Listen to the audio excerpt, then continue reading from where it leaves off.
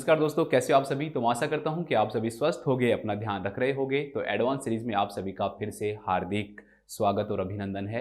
तो दोस्तों, आज जो एडवांस जो सीरीज है दोस्तों, उसमें हमने जो सिस्टम जो हम स्टार्ट करने जा रहे हैं that is gastro intestinal system. आज हम गैस्ट्रो इंटेस्टाइनल सिस्टम पढ़ेंगे, लेकिन मैं सिर्फ आपको गैस्ट्रो इंटेस्टाइनल जो सिस्टम है वो नहीं पढ़ाऊंगा। अकॉर्डिंग टू क्वेश्चंस, जो एनक्लेक्स के अंदर है दोस्तों, उसके अकॉर्डिंग उसके अंदर और भी चीजें क्या की गई हैं, इंक्लूड की गई हैं, जिनके बारे में मैं आपको बताऊंगा।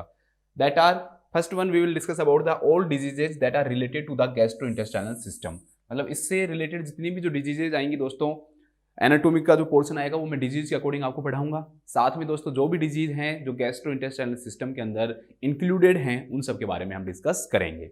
सेकंड वन दोस्तों, मैं आपको कंप्लीट करवाऊंगा न्यूट्रिशन। न्यूट्रिशन जो सब्जेक्ट है वो भी काफी इंपॉर्टेंट होता है।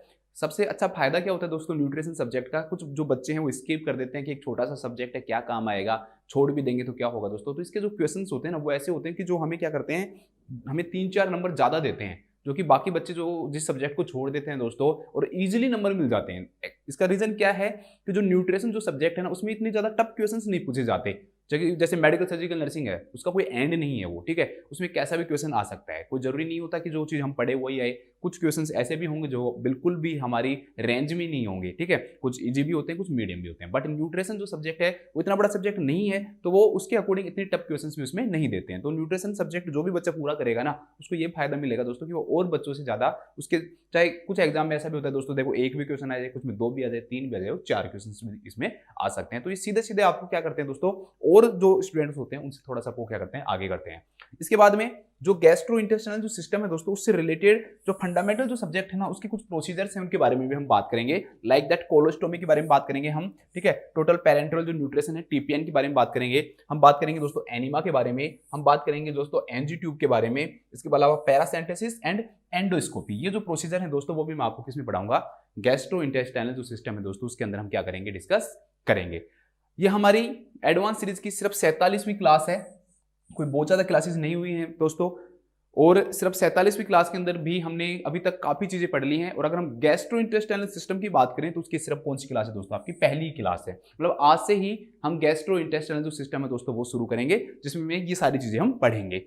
इसके बाद में हमने क्या क्या पढ़ लिया, थोड़ा सा मैं आपको रिव्यू करा देता हूं। जो भी नए बच्चे हैं वो पहली वीडियो से स्टार्ट करें, आपको बहुत फायदा मिलेगा। आप जब पढ़ोगे तो आपको खुद को लगेगा कि मैं सिर्फ आपको डेली 10 क्वेश्चन नहीं करवाता कि भाई 10 क्वेश्चन आ गए उनके बारे में बता दिया। मैं उससे रिलेटेड जो भी डिजीज आती है तो पूरी डिजीज करवाने की आपको क्या करता हूँ दोस्तों, कोशिश करता हूँ, ताकि हर चीज क्या हो दोस्तों, आपकी कंप्लीट हो। तो मैंने आपको जो ओबीजी है दोस्तों वो पूरी करवा रखी है। उसके 1 से लेकर और 22वीं जो क्लास है दोस्तों, आपको जो प्लेलिस्ट के अंदर मिलेगी, एडवांस सीरीज के नाम से है, हमारे चैनल के ऊपर आपको प्लेलिस्ट मिलेगी। उस प्लेलिस्ट में आप जाओगे तो पहली क्लास से लेकर और 22वीं जो क्लास है दोस्तों, वहां तक मैंने आपको ओबीजी जो सब्जेक्ट है वो कंप्लीट करवा दिया है।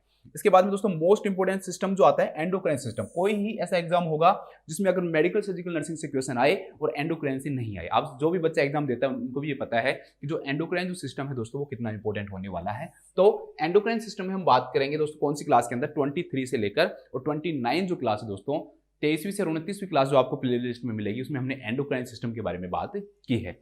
इसके बाद में एक बहुत ही कॉम्प्लेक्स सिस्टम जो हमने पढ़ा, काफी सारी हमारी जो क्लासेज भी दोस्तों इससे रिलेटेड हुई, जिसमें हमने बात की थी दोस्तों नर्वस सिस्टम से रिलेटेड हर चीज के बारे में, आई से रिलेटेड, ईयर से रिलेटेड, और जो मस्कुलोस्केलेटन जो सिस्टम है दोस्तों उसके बारे में हमने बात की थी। इसके अलावा फंडामेंटल के कुछ प्रोसेसेस में मैंने आपको इससे रिलेटेड करवाए थे, जो कि मस्कुलोस्केलेटन सिस्टम से रिलेटेड आते हैं, जिसमें हमने बात की थी दोस्तों कास्ट के बारे में, जो पीओपी होता है उसके बारे में बात की थी हमने। इसके अलावा हमने दोस्तों जो ट्रैक्शन है उसके बारे में भी इसमें हमने पढ़ा था।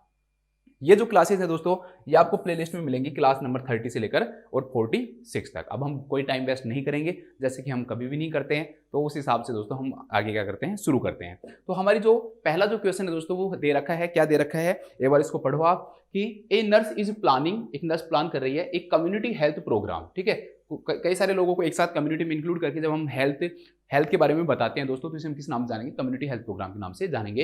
About screening for the cancer, मतलब कि जो पहली जो स्टेज होती है प्रिवेंशन करने के लिए दोस्तों हम क्या करते हैं, स्क्रीनिंग करते हैं। मतलब कि हमें पहले से ही पता लगे कि अर्ली डायग्नोसिस हो जाए, कोई भी डिजीज जो हो रही है दोस्तों उसका अगर स्टार्टिंग में ही डायग्नोस हो जाता है तो वो क्या कहलाता है दोस्तों, अर्ली डायग्नोसिस कहलाता है। और अर्ली डायग्नोसिस और जो ट्रीटमेंट जो आता है that is included into secondary level of prevention. तो आपसे कोई पूछे कि स्क्रीनिंग किस में इंक्लूड होगा, तो that will be included in secondary level of prevention, secondary level of prevention के अंदर क्या होगा दोस्तों, इंक्लूड होगा। जो भी बच्चा है उसको अगर प्रिवेंशन से रिलेटेड कोई भी लेवल ऑफ प्रिवेंशन से रिलेटेड, बहुत ही इंपॉर्टेंट टॉपिक है ये और थोड़ा सा कंफ्यूजिंग भी है, तो मैंने 100 मोस्ट इंपॉर्टेंट जो टॉपिक है उसमें आपको लेवल ऑफ प्रिवेंशन करवा रखे हैं, तो आप वहां पर जाकर अच्छे से इसको देख सकते हो। इसके बाद इसमें क्या दे रखा है दोस्तों, हेल्थ प्रोग्राम बता रहे हैं हम किसमें, कि भाई कैंसर की जो स्क्रीनिंग है उसके बारे में। तो विच information recommended by the American cancer society, ठीक है, अमेरिका के अंदर एक इंस्टीट्यूट है जिसका नाम क्या है दोस्तों, अमेरिकन कैंसर सोसाइटी है। तो उसको उन्होंने कुछ गाइडलाइंस दे रखी है कि भाई ये प्रोसीजर तब होना चाहिए, ये प्रोसीजर तब होना चाहिए, तो इन सब के बारे में उन्होंने क्या कर रखा है दोस्तों, बता रखा है। अब इसमें आपको ये जानना है कि भाई ये प्रोसीजर कब से करना है, ये प्रोसीजर कब से करना है और ये प्रोसीजर कब से करना है, तो इन सब के बारे में क्या किया गया है दोस्तों, उन्होंने इसके बारे में क्या किया दोस्तों, डिस्कस किया हुआ है। तो पहला जो ऑप्शन है वो बता रखा है कि भाई उन्होंने क्या, इनमें से 4 जो सेंटेंस है दोस्तों, इनमें से 3 सेंटेंस जो क्या है रॉन्ग है और आपको जो सही जो सेंटेंस है वो आपको क्या करना है दोस्तों, इसमें ढूंढना है। पहला जो ऑप्शन है दोस्तों वो क्या कह रहा है, पहला ऑप्शन ये कह रहा है दोस्तों कि mammography should be performed annually, ठीक है, ये लाइन बिल्कुल सही है। यहां तक कि जो सेंटेंस है दोस्तों, अमेरिकन जो कैंसर सोसाइटी है उसके अकॉर्डिंग कि जो मैमोग्राफी जो प्रोसीजर होता है दोस्तों, मैमोग्राफी प्रोसीजर किसके लिए करते हैं, ब्रेस्ट एग्जामिनेशन के लिए करते हैं कि भाई ब्रेस्ट के अंदर किसी भी प्रकार का कैंसर डेवलप नहीं हो गया हो दोस्तों, कोई कैंसर डेवलप नहीं हो गया, ब्रेस्ट कैंसर के लिए हम क्या करते हैं, मैमोग्राफी करते हैं। तो एकदम जैसे एक्सरे होता है उसी की तरह ये मैमोग्राफी टेस्ट होता है, एक्सरे की तरह ही किया जाता है, लेकिन थोड़ा सा इसका जो रेडिएशन है एज कम्पेयर टू एक्सरे क्या होता है, ज्यादा होता है। लगभग 4 एक्सरे के बराबर एक मैमोग्राफी के अंदर क्या होता है दोस्तों, रेडिएशन होता है, बट बहुत ज्यादा नहीं होता जैसे कि सिटी स्कैन में होता है, ठीक है, उतना भी नहीं होता है, ठीक है। सिटी स्कैन में बताते हैं कि 100 जो एक्सरे हैं दोस्तों उसके बराबर मिनिमम बताते हैं 100। रणदीप गुलेरिया ने तो एक बार बहुत ज्यादा बता दिया था, जो कि डॉक्टर रणदीप गुलेरिया जी जो हैं, उन्होंने जो एम्स के डायरेक्टर थे उन्होंने तो 300 तक बता दिया था जब कोरोना टाइम आया था, लेकिन ये माना जाता है कि जनरली 100 के बराबर तो ये होता ही है, ठीक है। तो ये इतना ज्यादा भी नहीं होता, लेकिन एक्सरे से ज्यादा होता है, ये भी ध्यान रखना है, ऐसा भी नहीं कि एक्सरे से ज्यादा नहीं होता। तो एनुअली मतलब हर साल, कि भाई मेमोग्राफी जो है ना दोस्तों, जो फीमेल को क्या करवानी चाहिए दोस्तों, हर साल करवानी चाहिए। अब इसमें दे रखा है भाई कब करवानी चाहिए, तो after age 35 years for woman, कि जब एज जो है दोस्तों वो वुमन की कितनी हो जाए, 35 साल की जो एज हो जाती है उसके बाद में क्या करवाना चाहिए दोस्तों, से मैमोग्राफी करवाना चाहिए। जबकि ये सेंटेंस क्या है दोस्तों, गलत है। यहां तक ये सेंटेंस बिल्कुल सही है कि मैमोग्राफी जो है दोस्तों एनुअली होनी चाहिए, लेकिन उन्होंने जो रिकमेंडेशन दे रखी है वो 35 साल की नहीं दे रखी दोस्तों, ये थोड़ा सा क्या यहाँ पे मिस्टेक है। तो 35 साल की जगह उन्होंने कितनी दे रखी है दोस्तों, 40 साल दे रखी है, 40 ईयर्स दे रखी है, कि 40 साल की एज से, जब 40 साल की कोई भी वुमन हो जाती है दोस्तों उसके बाद में उसको क्या करवाना चाहिए दोस्तों, उसको मैमोग्राफी करवानी चाहिए, ठीक है, हर साल करवानी चाहिए, तो ये ध्यान रखना। दूसरा दे रखा है दोस्तों इसके अंदर, इसके बारे में बात करेंगे, थर्ड ऑप्शन पढ़ेंगे, ब्रेस्ट सेल्फ एग्जामिनेशन, ठीक है। जो फीमेल है दोस्तों, जो ब्रेस्ट का खुद क्या करती है, एग्जामिनेशन करती है, पोस्ट मेंस्ट्रुअल एग्जामिनेशन किया जाता है इसमें, मतलब मेंस्ट्रुअल आने के बाद में एग्जामिनेशन किया जाता है, ब्रेस्ट का सेल्फ एग्जामिनेशन कहलाता है वो। तो should be performed monthly, monthly perform करना चाहिए। ये सेंटेंस यहां तक बिल्कुल सही है कि भाई मंथली परफॉर्म करना चाहिए, बट यहां पर जाकर दोस्तों क्या हो जाता है, गलत हो जाता है। Beginning at the age of 30 years, 30 साल की एज से क्या करना चाहिए, वुमन को खुद के ब्रेस्ट के अंदर क्या करनी चाहिए दोस्तों, लंप देखनी चाहिए, किसी प्रकार का लंप तो नहीं बन गया है, ठीक है, जिससे हमें कैंसर के बारे में क्या करें दोस्तों पता चले। तो वो एज ऑफ 30 से नहीं होना चाहिए, that should be according to American जो कैंसर सोसाइटी है वो कहती है कि 30 साल से नहीं, 20 साल से, 20 ईयर से, 20 साल की एज से दोस्तों, जो 20 साल की एज से क्या करना चाहिए, एक फीमेल को अपने ब्रेस्ट की जो सेल्फ जो एग्जामिनेशन है दोस्तों वो क्या कर देना चाहिए, स्टार्ट कर देना चाहिए, ठीक है। ये ध्यान रखना, मैं ये पार्टिकुलर इस सोसाइटी के अकॉर्डिंग बता रहा हूँ, ये अमेरिकन कैंसर सोसाइटी, आपको किसी बुक में अलग भी मिल सकता है, लेकिन वो उसके अकॉर्डिंग नहीं होगा। हम बात सिर्फ किसकी कर रहे हैं कि अमेरिकन कैंसर सोसाइटी के बारे में क्या कहती है, ठीक है। इसके बाद फोर्थ जो ऑप्शन दे रखा है दोस्तों कि digital rectal exams and prostate specific antigen testing should be done yearly after age of 44 man, ठीक है। जो डिजिटल रेक्टल एग्जामिनेशन करके भी हम क्या कर सकते हैं दोस्तों, जो प्रोस्टेट जो ग्लैंड है उसके कैंसर के बारे में पता लगा सकते हैं, या फिर हम क्या करेंगे दोस्तों, जो प्रोस्टेट स्पेसिफिक एंटीजन जो टेस्ट है दोस्तों, जो कि प्रोस्टेट कैंसर के लिए स्क्रीनिंग के लिए क्या किया जाता है, यूज किया जाता है, वो भी हम क्या कर सकते हैं दोस्तों, यूज कर सकते हैं। ये कब करना चाहिए, ईयरली करना चाहिए, ये बात सही है, लेकिन एज ऑफ 40 से नहीं दोस्तों, that is should be start from age of 50, ठीक है। अमेरिकन कैंसर सोसाइटी क्या कहती है कि कब से होना चाहिए दोस्तों, 50 साल से होना चाहिए। तो ये ऑप्शन भी हमारा गलत हो गया, ये ऑप्शन भी गलत हो गया, ये ऑप्शन भी गलत हो गया। तो राइट जो आंसर होगा दोस्तों वो क्या होगा आपका, सेकंड। वेरी गुड, शाबाश, सभी का सही है कि सेकंड आंसर इसका आएगा, वेरी गुड। अब इसके बारे में बात कर लेते हैं हम, क्या है ये, इसमें दे रखा है कि फीकल ओक्यूल्ट ब्लड टेस्टिंग। एक्चुअली में फीकल ओक्यूल्ट ब्लड टेस्टिंग मतलब क्या है दोस्तों, कि जो ब्लड है वो फीकल मैटर के अंदर क्या होता है, कलेक्ट हो जाता है। तो हम जो स्टूल है दोस्तों उसका सैंपल लेते हैं, फीकल मैटर का सैंपल लेते हैं, फिर उसका एग्जामिनेशन करते हैं, तो इसे हम किस नाम जानते हैं, फीकल ओक्यूल्ट ब्लड टेस्टिंग के नाम से जानते हैं। ये किसके लिए किया जाता है, mainly it is done to screen the colorectal cancer. हम किसके लिए करते हैं दोस्तों, कोलोरेक्टल कैंसर के लिए करते हैं। ध्यान रखना, स्क्रीनिंग टेस्ट के अंदर और डायग्नोसिस टेस्ट में थोड़ा सा क्या होता है, अंतर होता है। स्क्रीनिंग जो टेस्ट है दोस्तों वो हमें इंडिकेट करता है कि ऐसा हो सकता है, लेकिन ये कंफर्म नहीं करता है, ये डायग्नोज नहीं करता है कि उसको कैंसर होगा ही, उसके बाद में फर्दर चीजें की जाती हैं, ठीक है। जैसे मान लो यहाँ पर कोलोरेक्टल कैंसर है, आपने ये करवाया, फीकल ओक्यूल्ट ब्लड टेस्टिंग है दोस्तों, ये पॉजिटिव आया, तो उसके बाद में फिर आप कोलोनोस्कोपी करोगे, जिसके द्वारा आप इसको क्या करोगे दोस्तों, कंफर्म करोगे। तो इस प्रकार से क्या किया जाता है, कंफर्म किया जाता है, लेकिन डायरेक्टली सिर्फ स्क्रीनिंग टेस्ट से हम किसी भी चीज को क्या नहीं कर सकते दोस्तों, कंफर्म नहीं कर सकते हैं। तो ये भी आपको थोड़ा सा क्या, मेमोग्राफी करवा ली, पता लग गया मेमोग्राफी में लंबा आने लग रहा है, तो फिर हम बायोप्सी भेजते हैं आगे, तो बायोप्सी से हमें इसका क्या करता है दोस्तों, पता चलता है, ठीक है। तो ये भी थोड़ा सा ध्यान रखना। तो फीकल, ये ध्यान रखना पहली चीज कि फीकल ओक्यूल्ट जो ब्लड टेस्टिंग दोस्तों किसके लिए की जाती है, मेनली कोलोरेक्टल कैंसर के लिए की जाती है, ठीक है। Should be performed yearly perform होनी चाहिए, और कब से, एज ऑफ 50 ईयर से, 50 साल के एज से क्या करेंगे दोस्तों, हम इसको इंक्लूड करेंगे, जो कि यहाँ पर बिल्कुल सही है ये, कि प्रोस्टेट स्पेसिफिक एंटीजन के लिए अमेरिकन जो कैंसर जो सोसाइटी है वो क्या कहती है कि 50 साल की एज से फीकल ओक्यूल्ट ब्लड टेस्टिंग करवानी चाहिए, और वो भी क्या करनी चाहिए दोस्तों, हर साल करवानी चाहिए। तो इस क्वेश्चन का जो राइट आंसर हो जाएगा दैट विल बी सेकंड। ये क्या हो जाएगा दोस्तों, सेकंड आंसर इसका हो जाएगा। तो लिख लो, लिखो, स्क्रीनिंग ऑफ कोलोरेक्टल कैंसर के लिए, स्क्रीनिंग ऑफ कोलोरेक्टल कैंसर के लिए फीकल ओक्यूल्ट ब्लड टेस्टिंग की जाती है, ब्लड टेस्टिंग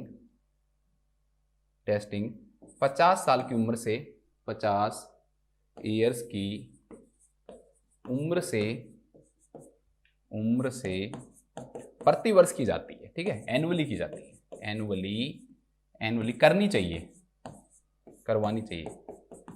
आप खुद करवाओगे, आपकी मर्जी है, करवाओ तो करवाओ, मत करवाओ, नहीं करवाओगे तो आपको रिस्क रहेगा। अगर अर्ली डायग्नोसिस हो जाएगा तो ट्रीटमेंट करने में क्या होता है दोस्तों, फायदा होता है। आपको पहले पता लग गया कौन सी स्टेज में, स्टार्टिंग स्टेज के अंदर अगर आपको पता लग जाता है तो फिर उसका ट्रीटमेंट क्या होता है दोस्तों, इजी हो जाता है। आप मान लो मेटास्टेसिस में चले गए, एडवांस स्टेज के अंदर चले गए, तब आपको पता लगता है, तो फिर वो चीज़ें क्या होंगी दोस्तों, उसको ट्रीट करना भी क्या होगा, मुश्किल होगा।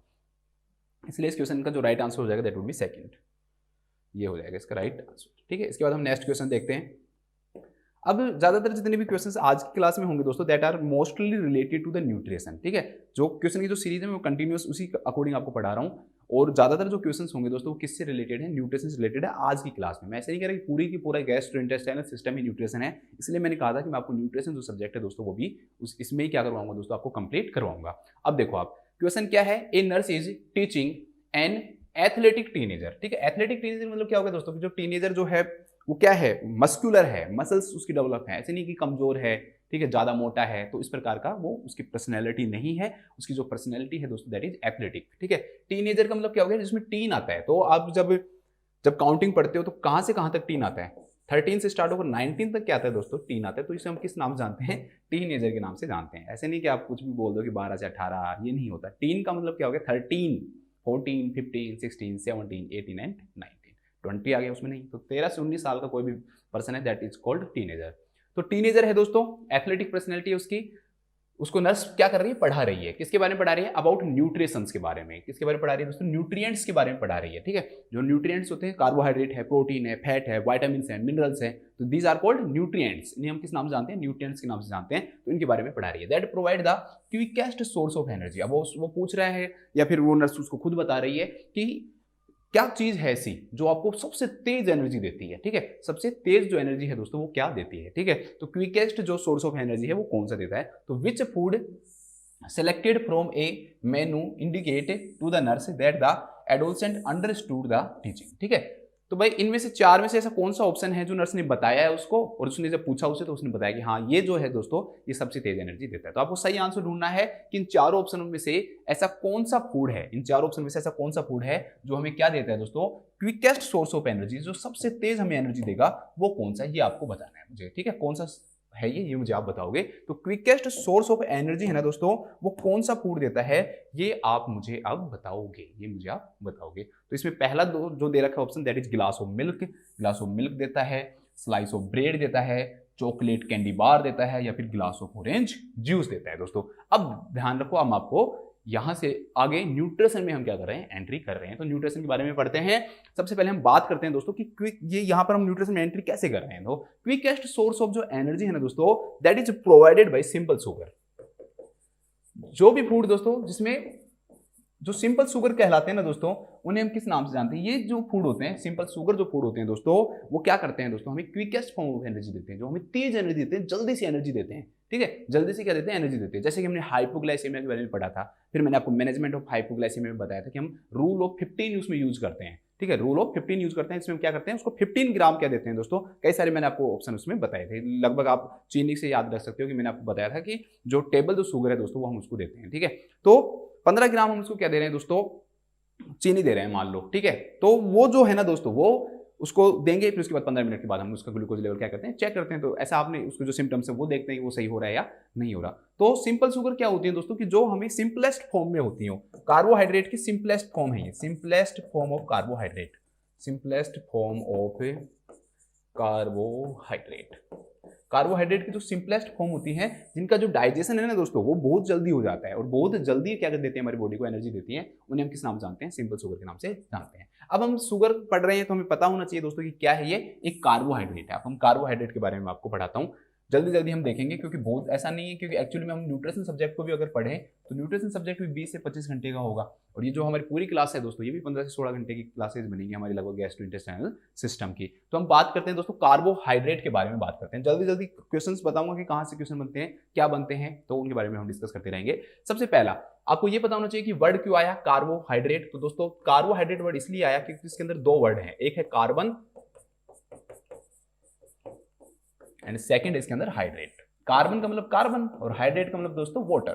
तो मतलब कार्बोहाइड्रेट में दो चीजें पाई जाती हैं, एक कार्बन पाया जाता है और एक क्या पाया जाता है दोस्तों, वाटर पाया जाता है। तो एक ऐसा मॉलिक्यूल जिसमें कार्बन और हाइड्रेट मतलब H2O दोनों का रेशो कितना होता है दोस्तों, 1:1 होता है, उसे हम किस नाम से जानते हैं दोस्तों, कार्बोहाइड्रेट के नाम से जानते हैं। उसे हम किस नाम जानते हैं, कार्बोहाइड्रेट के नाम से जानते हैं।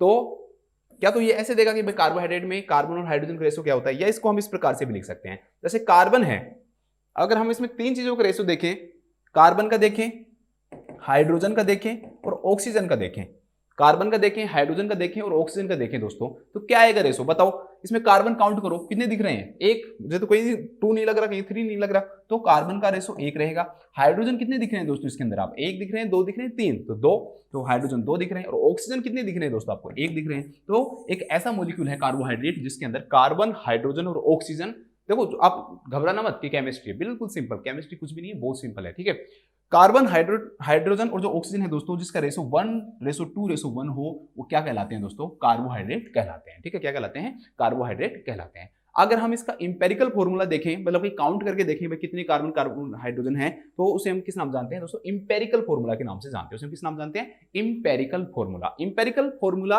ऑफ कार्बन और H2O का अगर हम देखें दोस्तों, तो कार्बन अगर N है, N का मतलब कुछ भी हो सकता है, 1 2 3 4 5 6 7 8 कितने भी हो सकते हैं। तो कार्बन जितने भी हैं दोस्तों, तो H2O कितने होंगे बताओ आप, जितने कार्बन है दोस्तों H2O कितने होंगे। तो आप देखा ना, कार्बन 1 है तो H2O भी कितना होगा, 1 होगा। तो कार्बन का N होगा तो H2O का क्या होगा दोस्तों, N ही होगा। अगर कार्बन, हाइड्रोजन और ऑक्सीजन का अगर इंपेरिकल फॉर्मूला बनाए, तो कार्बन N है तो हाइड्रोजन कितने होंगे दोस्तों, भाई ये 1 है तो दुगना होगा, तो ये N है तो ये 2N होगा। और ऑक्सीजन भी कितना रहेगा दोस्तों, N रहेगा, तो CN H2N और ON होगा। समझ में आ गया ना। N का मतलब यहाँ पर कुछ भी रख दो, यहाँ पर आप 3 रखोगे तो ये कितने हो जाएंगे दोस्तों, 6 हो जाएंगे, ये 3 ही रहेंगे। तो आपको एग्जाम्पल के रूप में मैं बताता हूँ, हम बचपन से पढ़ते आते हैं ग्लूकोज के बारे में। अब हम ग्लूकोज को इस फॉर्मूला के अंदर रखते हैं। ग्लूकोज आप पढ़ते हो दोस्तों, क्या होता है, C6H12 और O6, यही पढ़ते हो ना ग्लूकोज, C6H12O6 ये पढ़ते हो। अब इसमें रेशो निकाल लो, तो 6 1 जा 6, 6 2 जा 12 और 6 1 जा 1, तो 6 कार्बन 1, हाइड्रोजन 2 और ऑक्सीजन 1, तो कितना आ गया, 1:2:1 आ गया। आगे ना इस प्रकार से देखा ना आपने किस प्रकार से ग्लूकोज होता है। और भी कई सारे एग्जांपल्स के हम आगे बात करेंगे। ठीक है, तो कार्बोहाइड्रेट के बारे में ये पढ़ा। दूसरी चीज दोस्तों, कार्बोहाइड्रेट जो होता है ये हमारी बॉडी के अंदर सोर्स ऑफ एनर्जी होता है, सोर्स ऑफ एनर्जी। हमें एनर्जी देने का क्या करता है दोस्तों, ये काम करता है। आप जानते हो दोस्तों, जब हम बैलेंस डाइट पढ़ते हैं तो उसमें पढ़ते हैं कि जो कार्बोहाइड्रेट है वो हमें हमारी बॉडी की लगभग 50 से 60% क्या देता है दोस्तों, एनर्जी देता है।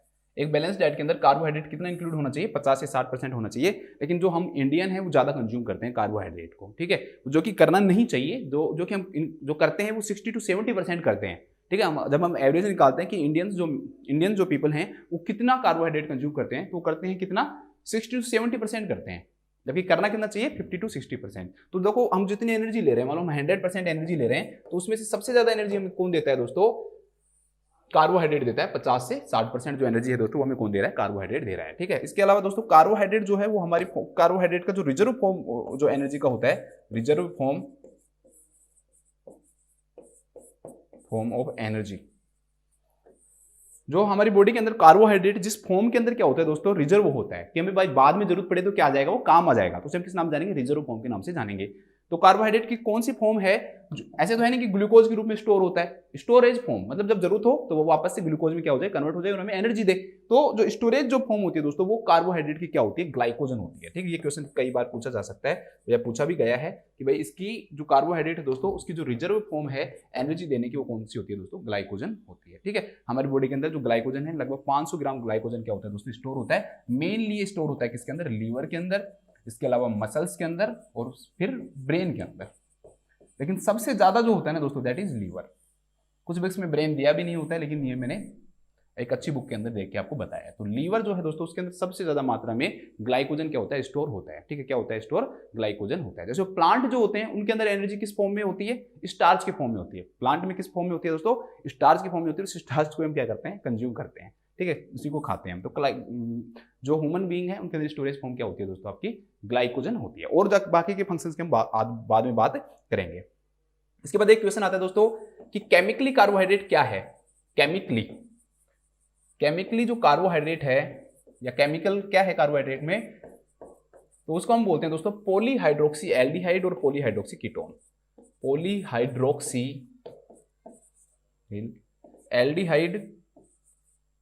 एल्डिहाइड और कीटोन। क्या तो एल्डिहाइड होगा या कीटोन होगा, दोनों में से एक होगा। ज्यादा बस डिटेल में पढ़ने की जरूरत है नहीं, आपको ध्यान रखना है कि पॉलीहाइड्रोक्सी एल्डिहाइड होगा या फिर क्या होगा दोस्तों, पॉलीहाइड्रोक्सी कीटोन होगा। ठीक है, पॉलीहाइड्रोक्सी एल्डिहाइड होगा या फिर पॉलीहाइड्रोक्सी क्या होगा दोस्तों, कीटोन होगा। अब जिस भी कार्बोहाइड्रेट में एक पॉलीहाइड्रोक्सी एल्डिहाइड पाया जाए या फिर एक पॉलीहाइड्रोक्सी क्या पाया जाए दोस्तों, कीटोन पाया जाए। पॉलीहाइड्रोक्सी का मतलब क्या होता है कि एक से ज्यादा OH ग्रुप। ठीक है, OH ग्रुप एक से ज्यादा होते हैं और मेन फंक्शनल जो ग्रुप होता है वो क्या होता है, एल्डिहाइड होगा या कीटोन होगा। तो इतना आपको पढ़ने की जरूरत नहीं है, बस आप सीधा इसको रटो और आगे बढ़ो। ठीक है, पॉलीहाइड्रोक्सी एल्डिहाइड या कीटोन होता है। अब देखो, जिस भी कार्बोहाइड्रेट के अंदर पॉलीहाइड्रोक्सी जो एल्डिहाइड जो कीटोन दोस्तों एक हो, उसे हम किस नाम से जानेंगे, या इस पॉलीहाइड्रोक्सी एल्डिहाइड या कीटोन को हम और किस नाम से जानते हैं, सैकेराइड के नाम से जानते हैं। इसे हम किस नाम से जानते हैं दोस्तों, सैकेराइड के नाम से जानते हैं। तो ये भी ध्यान रखना कि पॉलीहाइड्रोक्सी एल्डिहाइड या जो कीटोन होते हैं दोस्तों, क्या कहलाते हैं, सैकेराइड कहलाता है। अब एक अगर पॉलीहाइड्रोक्सी एल्डिहाइड या कीटोन है तो क्या कहलाएगा दोस्तों, मोनोसैकेराइड कहलाएगा। अगर दो है तो क्या कहलाएगा, डाइसैकेराइड कहलाएगा। और दो से ज्यादा है दोस्तों तो वो पॉलीसैकेराइड कहलाएगा। ओलिगोसैकेराइड की भी हम बात करेंगे, मैं थोड़ा सा आपको बता दूंगा उसके बारे में। तो कार्बोहाइड्रेट को केमिकल फॉर्मूला जो है वो क्या होता है, पॉलीहाइड्रोक्सी एल्डिहाइड होते हैं या फिर पॉलीहाइड्रोक्सी क्या होते हैं, कीटोन होते हैं। ये सैकेराइड कहलाता है। और एक यूनिट है तो मोनोसैकेराइड, दो हैं तो डाइसैकेराइड, और अगर दो से ज्यादा है तो वो क्या कहलाता है, पॉलीसैकेराइड कहलाता है। ठीक है, इसके बारे में ध्यान रखना। एक क्वेश्चन और आता है दोस्तों, ऑल ध्यान रखना कि the form of the carbohydrate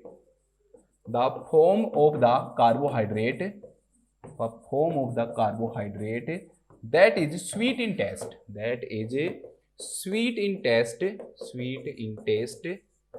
and soluble in water is called sugar। ऐसे नहीं है भाई, आप क्या कहोगे सर, शुगर वो होती है जो मीठी होती है। तो ये तो कोई ऐसी डेफिनेशन नहीं है, ये तो कोई भी बता देगा, आपकी दादी भी बता देगी, मेरा दादा बता देगा, कोई भी बता देगा। लेकिन ये जो डेफिनेशन है ना दोस्तों, ये हमें आनी चाहिए कि क्या होते हैं दोस्तों। ये टेस्ट के अंदर क्या होनी चाहिए, स्वीट होनी चाहिए, और पानी के अंदर क्या होनी चाहिए दोस्तों, घुलनशील होनी चाहिए। उसे हम क्या कहते हैं दोस्तों, शुगर। इसका मतलब सभी कार्बोहाइड्रेट जो है ना दोस्तों शुगर नहीं है, क्योंकि सारे के सारे तो ऐसे नहीं होते ना दोस्तों कि जो मीठे होंगे कार्बोहाइड्रेट। तो सभी कार्बोहाइड्रेट शुगर नहीं है, लेकिन सभी शुगर क्या है, कार्बोहाइड्रेट है। सभी शुगर क्या है, कार्बोहाइड्रेट। शुगर सिर्फ होता ही कार्बोहाइड्रेट है, बाकी किसी से भी शुगर नहीं बनता कि आप प्रोटीन से बने, फैट से बने या किसी केमिकल से बने, ऐसा नहीं होता। तो ये भी थोड़ा सा ध्यान रख लेना कि all sugar are carbohydrate,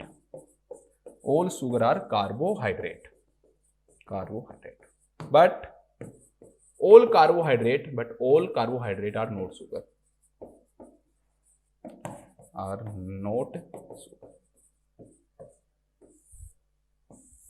इसको भी थोड़ा सा ध्यान रख लेना। इसके बाद दोस्तों, कार्बोहाइड्रेट जो होता है वो कितनी एनर्जी देता है, एनर्जी। ये क्वेश्चन तो बहुत सिंपल है, छोटे छोटे एग्जाम के अंदर ये पूछा जाता है। जैसे सिंपल जो एग्जाम होते हैं स्टाफ नर्स के, स्टेट के एग्जाम या CHO के एग्जाम, इनमें पूछा जा सकता है। हमारे तो ज्यादातर नहीं आता।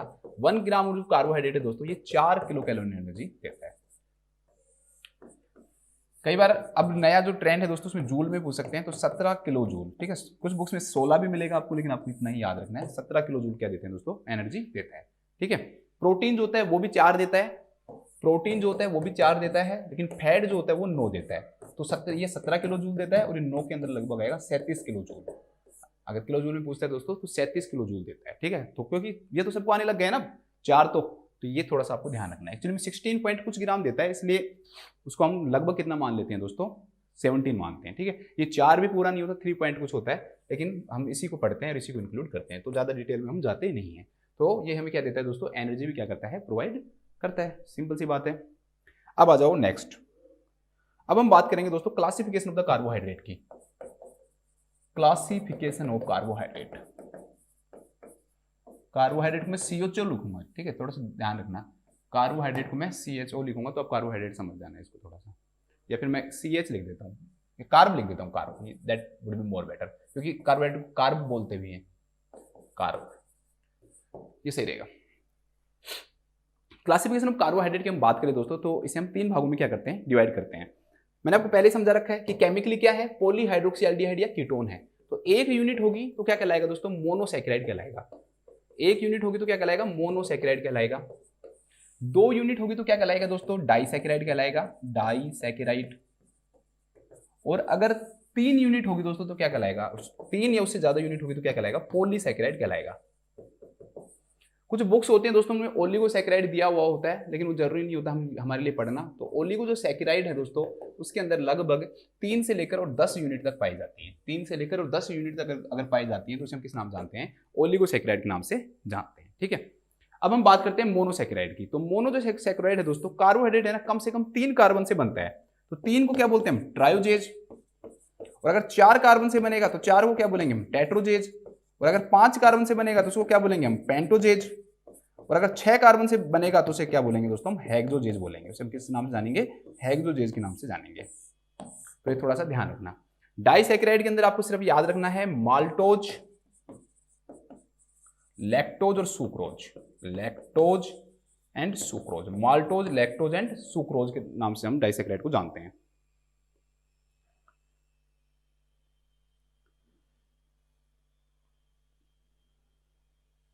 माल्टोज, लैक्टोज और सुक्रोज। अब पॉलीसैकेराइड हम आपको आगे पढ़ाऊंगा, थोड़ा सा बड़ा है क्लासिफिकेशन, तो उसके बारे में बात करेंगे। अब हम बात करते हैं ट्रायोजेज, मतलब कि 3 कार्बन से बनेंगे, ये 4 कार्बन से बनेंगे, 5 कार्बन से बनेंगे, 6 कार्बन से बनेंगे। अब इनके एग्जांपल हैं दोस्तों, आप याद ही कर लेना, ठीक है। जब बायोकेमिस्ट्री पढ़ाता था ना तो उसमें बहुत डिटेल में बताता था नहीं, लेकिन मेरे को खुद को बाद में पता लगा कि भाई जैसे मैं फर्स्ट ईयर में था मान लो, ठीक है, वो मैं फर्स्ट ईयर में था, खुद बायोकेमिस्ट्री मेरा अच्छा इंटरेस्ट था, फिर मैं बायोकेमिस्ट्री पढ़ा था, लेकिन सच ये होता है कि कॉम्पिटिटिव एग्जाम में बायोकेमिस्ट्री लेवल से क्वेश्चन हमारे क्या आते हैं, कम आते हैं। तो इसलिए सिर्फ आप डायरेक्टली एग्जाम्पल पढ़ लो। मुझे इनका केमिकल फॉर्मूला सब आता है कि किस प्रकार से स्ट्रक्चर बनती है, लेकिन आपके लिए कोई फायदे का नहीं है, आप याद करोगे, इतना डिटेल में पढ़ाऊंगा। तो ग्लिसरीएल्डिहाइड इसका एग्जाम्पल होता है, glyceraldehyde and dihydroxyacetone, dihydroxyacetone. Glyceraldehyde and dihydroxyacetone जो होते हैं दोस्तों, किसके एग्जाम्पल होते हैं, ट्रायोजेज के एग्जाम्पल होते हैं। तो आप डायरेक्टली इसको क्या कर लेना, याद रख लेना। ध्यान रखना, दोनों के दोनों इंटरमीडिएट कंपाउंड है किसके, ग्लाइकोलाइसिस में। ग्लाइकोलाइसिस जब आप पढ़ते हो दोस्तों, इसमें एक ग्लूकोज का मॉलिक्यूल 2 पायरुविक एसिड के अंदर क्या होता है, ऑक्सीजन की प्रेजेंस में ब्रेक डाउन होता है, तो वो प्रोसेस क्या कहलाती है, ग्लाइकोलाइसिस कहलाती है। अब ग्लाइकोलाइसिस जो है ना दोस्तों, उसके अंदर बीच में आपको ये दोनों मिलेंगे, तो उन्हें किस नाम से जानेंगे हम, इंटरमीडिएट कंपाउंड। तो ग्लिसरीएल्डिहाइड एंड डाइहाइड्रोक्सी जो एसीटोन है, that are the intermediate compound of the glycolysis. इसके बाद हम बात करते हैं दोस्तों टेट्रोजेज के। टेट्रोजेज का जो एग्जांपल है दोस्तों, इसमें 2 एग्जांपल याद रख लेना, इरिथ्रोज और इरिथ्रुलोज, इरिथ्रोज और इरिथ्रुलोज, इरिथ्रुलोज। पेंटोजेज के अंदर ध्यान रखना दोस्तों, राइबोज, जैसे डीऑक्सीराइबोज, डीएनए, ठीक है, ribose and ribulose, ribose, ribulose, xylose and xylulose, xylose and xylulose and xylulose. Hexoses दोस्तों, ये तो आपने सबने सुना हुआ होता है इसके बारे में, तो इसको भी देख लो थोड़ा। ग्लूकोज, ग्लूकोज शायद कोई बच्चा होगा जिसने नहीं सुना होगा नाम। इसके अलावा मैनोज, इसके अलावा गलेक्टोज, इसके अलावा फ्रेक्टोज, फ्रेक्टोज, ठीक है। 4 एग्जांपल हैं, चारों याद रखना, glucose, mannose, galactose and fructose, ठीक है। ये किसके एग्जांपल हैं, these are the examples of hexoses. 6 carbon से बनने वाले कार्बोहाइड्रेट हेक्सोजेज कहलाते हैं, जिनमें सिंगल यूनिट पाई जाती है, एक यूनिट पाई जाती है सैकेराइड की। जैसे न्यूट्रिशन में पढ़ोगे तो सिंपल से कैसे पढ़ोगे, सैकेराइड की 1 यूनिट पाई जाती है। थोड़ा सा इसको बायोकेमिस्ट्री लेवल पे लेके जाओगे तो 1 यूनिट पाई जाती है पॉलीहाइड्रोक्सीएल्डिहाइड की या कीटोन की। दोनों में से कोई भी एक होगा, जरूरी नहीं है दोनों चाहिए ना, हमें एक चाहिए क्या, तो पॉलीहाइड्रोक्सीएल्डिहाइड होना चाहिए या फिर पॉलीहाइड्रोक्सी क्या होना चाहिए, कीटोन होना चाहिए। तो ये एग्जाम्पल थोड़े से क्या रख लेना आप दोस्तों, याद रख लेना। इसके बाद में हम बात करते हैं डाइसैकेराइड की। अगर हम डाइसैकेराइड की बात करें तो डाइसैकेराइड में सबसे पहले आता है दोस्तों माल्टोज। माल्टोज को माल्ट शुगर के नाम से भी जानते हैं। ये पोटैटो के अंदर मेनली क्या होती है दोस्तों, प्रेजेंट होती है। पोटैटो के अंदर क्या होती है, प्रेजेंट होती है। ठीक है, माल्टोज जो है दोस्तों ये किस किस से बनता है, ये क्वेश्चन बहुत बार आता है कि भाई माल्टोज जो है किससे बनेगा, लैक्टोज किससे बनता है, और जो सुक्रोज है वो किससे बनता है। ऐसे ऐसे क्वेश्चंस क्या होते हैं दोस्तों, पूछे जाते हैं कि माल्टोज, लैक्टोज, सुक्रोज किस किससे बनते हैं, ये क्वेश्चन डायरेक्टली आते हैं। तो माल्टोज का ध्यान रखना कि 2 ग्लूकोज से माल्टोज बनेगा दोस्तों, एक ग्लूकोज प्लस दूसरा ग्लूकोज क्या बनेगा, माल्टोज बनेगा। इसके बाद हम बात करते हैं दोस्तों लैक्टोज की। तो लैक्टोज जो है दोस्तों उसे हम किस नाम से जानते हैं, मिल्क शुगर के नाम से जानते हैं। लैक्टोज को हम किस नाम से जानते हैं दोस्तों, मिल्क शुगर के नाम से जानते हैं। मिल्क के अंदर प्रेजेंट होता है इसलिए इसे हम मिल्क शुगर के नाम से जानेंगे। इसके अंदर 2 चीजें प्रेजेंट होती हैं दोस्तों, एक ग्लूकोज, ग्लूकोज तीनों में प्रेजेंट होता है, याद करने के लिए आपको जोर नहीं आएगा। और मिल्क का जैसा वर्ड कौन किस में लगता है आपको, ग्लैक्टोज में लगता है ना, मिल्क का जैसा वर्ड, तो ये हो गया दोस्तों ग्लैक्टोज। तो ग्लूकोज प्लस ग्लैक्टोज मिलकर क्या बनाते हैं दोस्तों, लैक्टोज बनाते हैं। और तीसरा जो कंपाउंड होता है that is sucrose. Sucrose, sucrose जो होता है ना दोस्तों ये बनता है आपका किससे, ग्लूकोज प्लस फ्रक्टोज। ग्लूकोज और फ्रक्टोज मिलकर क्या बनाते हैं दोस्तों, आपका सुक्रोज बनाते हैं। ठीक है, और जो सुक्रोज जो होता है दोस्तों इसे हम कैन शुगर के नाम से भी जानते हैं, मतलब गन्ने के अंदर पाई जाने वाली शुगर, या इसे हम टेबल शुगर भी कहते हैं। टेबल शुगर मतलब हम जो चीनी यूज करते हैं ना वो क्या कहलाती है दोस्तों, टेबल शुगर कहलाती है। सबसे ज्यादा स्वीटेस्ट डाइसैकेराइड होता है ये, ठीक है, सबसे ज्यादा स्वीटेस्ट क्या होता है, ये डाइसैकेराइड होता है। कार्बोहाइड्रेट नहीं होता, स्वीटेस्ट डाइसैकेराइड होता है।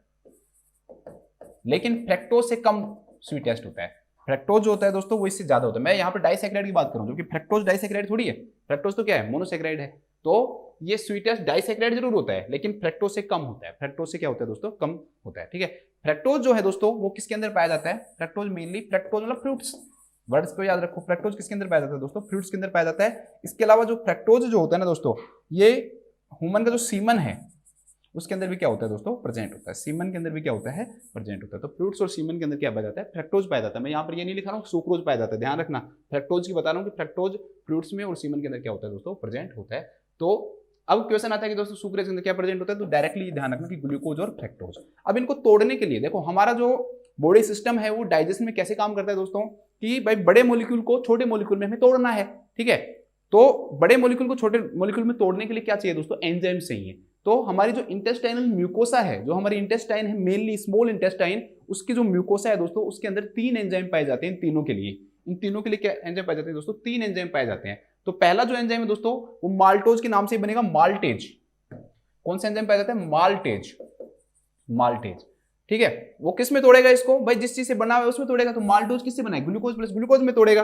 दूसरा जो एंजाइम है दोस्तों वो लैक्टेज, लैक्टेज लैक्टोज पे काम करता है, वो किस में तोड़ेगा, ग्लूकोज और गैलेक्टोज में तोड़ेगा। और तीसरा जो एंजाइम होता है सुक्रेज, तो सुक्रेज जो एंजाइम है दोस्तों वो किस में तोड़ेगा इसको, ग्लूकोज में और फ्रक्टोज में तोड़ेगा। तो डायरेक्टली क्वेश्चन ऐसे भी आ सकता है कि जो सुक्रेज जो एंजाइम है दोस्तों वो कार्बोहाइड्रेट को किस में ब्रेक करता है, तो डायरेक्टली इसमें ब्रेक करता है। ऐसे भी आ सकता है, किस किस से मिलकर बना हुआ होता है, ऐसे भी आ सकता है। एक बार एग्जाम में क्वेश्चन आया था, बहुत इंपॉर्टेंट था और सब बच्चे से घबरा गए थे। ध्यान रखना, ये बायोकेमिस्ट्री लेवल का क्वेश्चन था कि भाई रिड्यूसिंग शुगर कौन सी होती है और नॉन रिड्यूसिंग शुगर कौन सी होती है। नॉन रिड्यूसिंग शुगर कौन सी होती है, reducing and non reducing sugar. तो ध्यान रखना, रिड्यूसिंग शुगर अगर आए तो शुरू के दोनों माल्टोज और लैक्टोज, बस ज्यादा डिटेल में मत जाओ। वैसे ये होता है भाई OH ग्रुप प्रेजेंट होता है, रिड्यूसिंग है, नहीं प्रेजेंट होता, नॉन रिड्यूसिंग है, तो इस प्रकार से हम पढ़ते हैं, बट इतना आपको पढ़ने की जरूरत नहीं है। तो माल्टोज और जो लैक्टोज जो होते हैं दोस्तों दैट आर रिड्यूसिंग शुगर, और जो सुक्रोज जो होता है दोस्तों that is non reducing sugar. Sucrose जो होता है वो क्या होता है, नॉन रिड्यूसिंग शुगर होता है। ठीक है, ये आपका डाइसैकेराइड हो गया। इसके बाद हम बात करते हैं दोस्तों पॉलीसैकेराइड की। अब हम बात करते हैं पॉलीसैकेराइड। पॉलीसैकेराइड को हम 2 भागों में बांटते हैं दोस्तों, होमोपॉलीसैकेराइड, होमोपॉलीसैकेराइड और हेटेरोपॉलीसैकेराइड, और हेटेरोपॉलीसैकेराइड, हेटेरोपॉलीसैकेराइड। अब आपको एक चीज मैंने बताया भाई, सैकेराइड है तो जुड़े हुए रहते हैं ना। जैसे मान लो डाइसैकेराइड है, उसमें भी दो चीज है, डाइसैकेराइड माल्टोज देख लो, एक ग्लूकोज है और दूसरा ग्लूकोज है। अभी दोनों ग्लूकोज ऐसे तो है नहीं चिपक जाएंगे, तो इनको बीच में क्या प्रेजेंट होगा दोस्तों, बॉन्ड प्रेजेंट होगा। तो ये भी क्वेश्चन आ सकता है कि भाई कार्बोहाइड्रेट के अंदर डाइसैकेराइड और पॉलीसैकेराइड में कौन से बॉन्ड प्रेजेंट होते हैं, तो इन्हें ग्लाइकोसाइडिक बॉन्ड के नाम से जानते हैं। इन्हें किस नाम जानते हैं, ग्लाइकोसाइडिक बॉन्ड। ग्लाइकोसाइडिक बॉन्ड के नाम से क्या होते हैं, प्रेजेंट होते हैं। अब देखो इधर आपको मैं बताता हूं, हाँ, होमोपोलीसैकेराइड और हेटेरोपोलीसैकेराइड। होमोपोली जो सैकेराइड है ना दोस्तों, होमोपोलीसैकेराइड के अंदर क्या होता है कि होमोपोलीसैकेराइड के अंदर होमो का मतलब होता है सेम, क्या होगा दोस्तों, सेम, मतलब सारे के सारे सेम सैकेराइड होंगे, इसमें कोई भी अलग सैकेराइड नहीं होगा, तो क्या कहलाता है दोस्तों, होमोपोलीसैकेराइड कहलाता है। और हेटेरोपोलीसैकेराइड के अंदर क्या होगा दोस्तों, डिफरेंट होंगे, चाहे दो ही हों लेकिन होंगे क्या दोस्तों, डिफरेंट सैकेराइड होंगे, तो इसे हम किस नाम जानेंगे, हेटेरो। एग्जांपल के लिए देखो आपको मैं तरीका बताता हूं, जैसे मान लो इसके अंदर एक मोनोसैकेराइड एम है, एग्जांपल के लिए एम मान लो इसे, तो दूसरा भी मोनोसैकेराइड एम ही रहेगा, तीसरा भी एम ही रहेगा, चौथा भी एम ही रहेगा, और जितने भी होंगे एम एन कर देता हूं, मतलब जितने भी होंगे सारे दोस्तों सारे क्या रहेंगे, एम रहेंगे, सारे क्या रहेंगे, एम रहेंगे। और इनके बीच में ये बॉन्ड कौन सा है, ग्लाइकोसाइडिक बॉन्ड, बॉन्ड तो वही रहेगा ना, जबकि इसमें क्या होंगे, डिफरेंट होंगे, जैसे M1 M2 M3 ऐसे, इस प्रकार से इसमें क्या होते हैं दोस्तों, डिफरेंट होते हैं। तो इसे हम किस नाम से जानते हैं दोस्तों, हेटेरोपोलीसैकेराइड के नाम से जानते हैं। इसे हम किस नाम जानते हैं, हेटेरोपोलीसैकेराइड के नाम से जानते हैं। अब एग्जांपल्स हैं दोस्तों, डायरेक्टली क्वेश्चन आता है कि इनमें से कौन सा होमोपोलीसैकेराइड है और कौन सा हेटेरो है। तो होमोपोली जो सैकेराइड है उसके एग्जांपल आपको मैं बता देता हूं। तो इसके अंदर दोस्तों कई सारे एग्जांपल्स आते हैं आपके, एक स्टार्च आता है, एक आपका ग्लाइकोजन आता है, एक आपका सेल्यूलोज आता है, ठीक है, स्टार्च आता है, ग्लाइकोजन आता है, सेल्यूलोज आता है, इसके अलावा आपका दोस्तों डेक्सट्रीन आता है, पहले डेक्सट्रान लिख लो, डेक्सट्रान आता है, एक आपका डेक्सट्रीन आता है, एक इन्युलिन आता है, एक चिटीन आता है,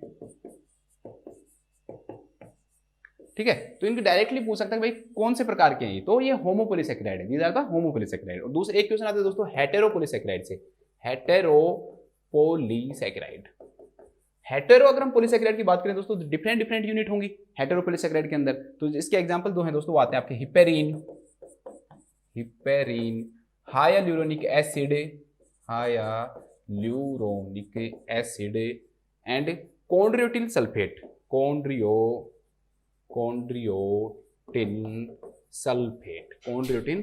सल्फेट, और एक डर्माटिन सल्फेट भी कई बार आजकल देने लग गए, तो डर्माटिन सल्फेट, ठीक है। तो ये आपके हो गए दोस्तों होमोपोलीसैकेराइड और हेटेरोपोलीसैकेराइड। ज्यादातर स्टार्च और ग्लाइकोजन से पूछते हैं, ठीक है दोस्तों। इन दोनों के अंदर क्या प्रेजेंट होता है आपके, वैसे तो तीनों में ग्लूकोज होता है लेकिन बॉन्ड अलग अलग होते हैं। जैसे इसके अंदर तो अल्फा 1,4 ग्लाइकोसाइडिक बॉन्ड होता है, याद करने की जरूरत है नहीं। इसके अंदर बीटा 1,4 होता है, क्योंकि सेल्यूलोज थोड़ा सा इंपॉर्टेंट है इसलिए मैं बता रहा हूँ कि सेल्यूलोज के अंदर एक बॉन्ड पाया जाता है जो होता है बीटा 1,4, मतलब एक कार्बन का पहला और जो दूसरी जो यूनिट है दोस्तों उसका चौथा, फिर पहला फिर चौथा, तो ये क्या होता है, बीटा 1,4 ग्लाइकोसाइडिक बॉन्ड होता है। और हमारी बॉडी के अंदर इस बॉन्ड को तोड़ने के लिए बीटा 1,4 ग्लाइकोसाइडिक जो बॉन्ड है दोस्तों, उसे तोड़ने के लिए कोई भी एंजाइम प्रेजेंट नहीं होता, जबकि एनिमल्स में होता है। इसलिए हम सेल्यूलोज का फिर यूज करते हैं, किस में यूज करते हैं दोस्तों, कॉन्स्टिपेशन में। क्यों, क्योंकि फाइबर के रूप में काम करता है।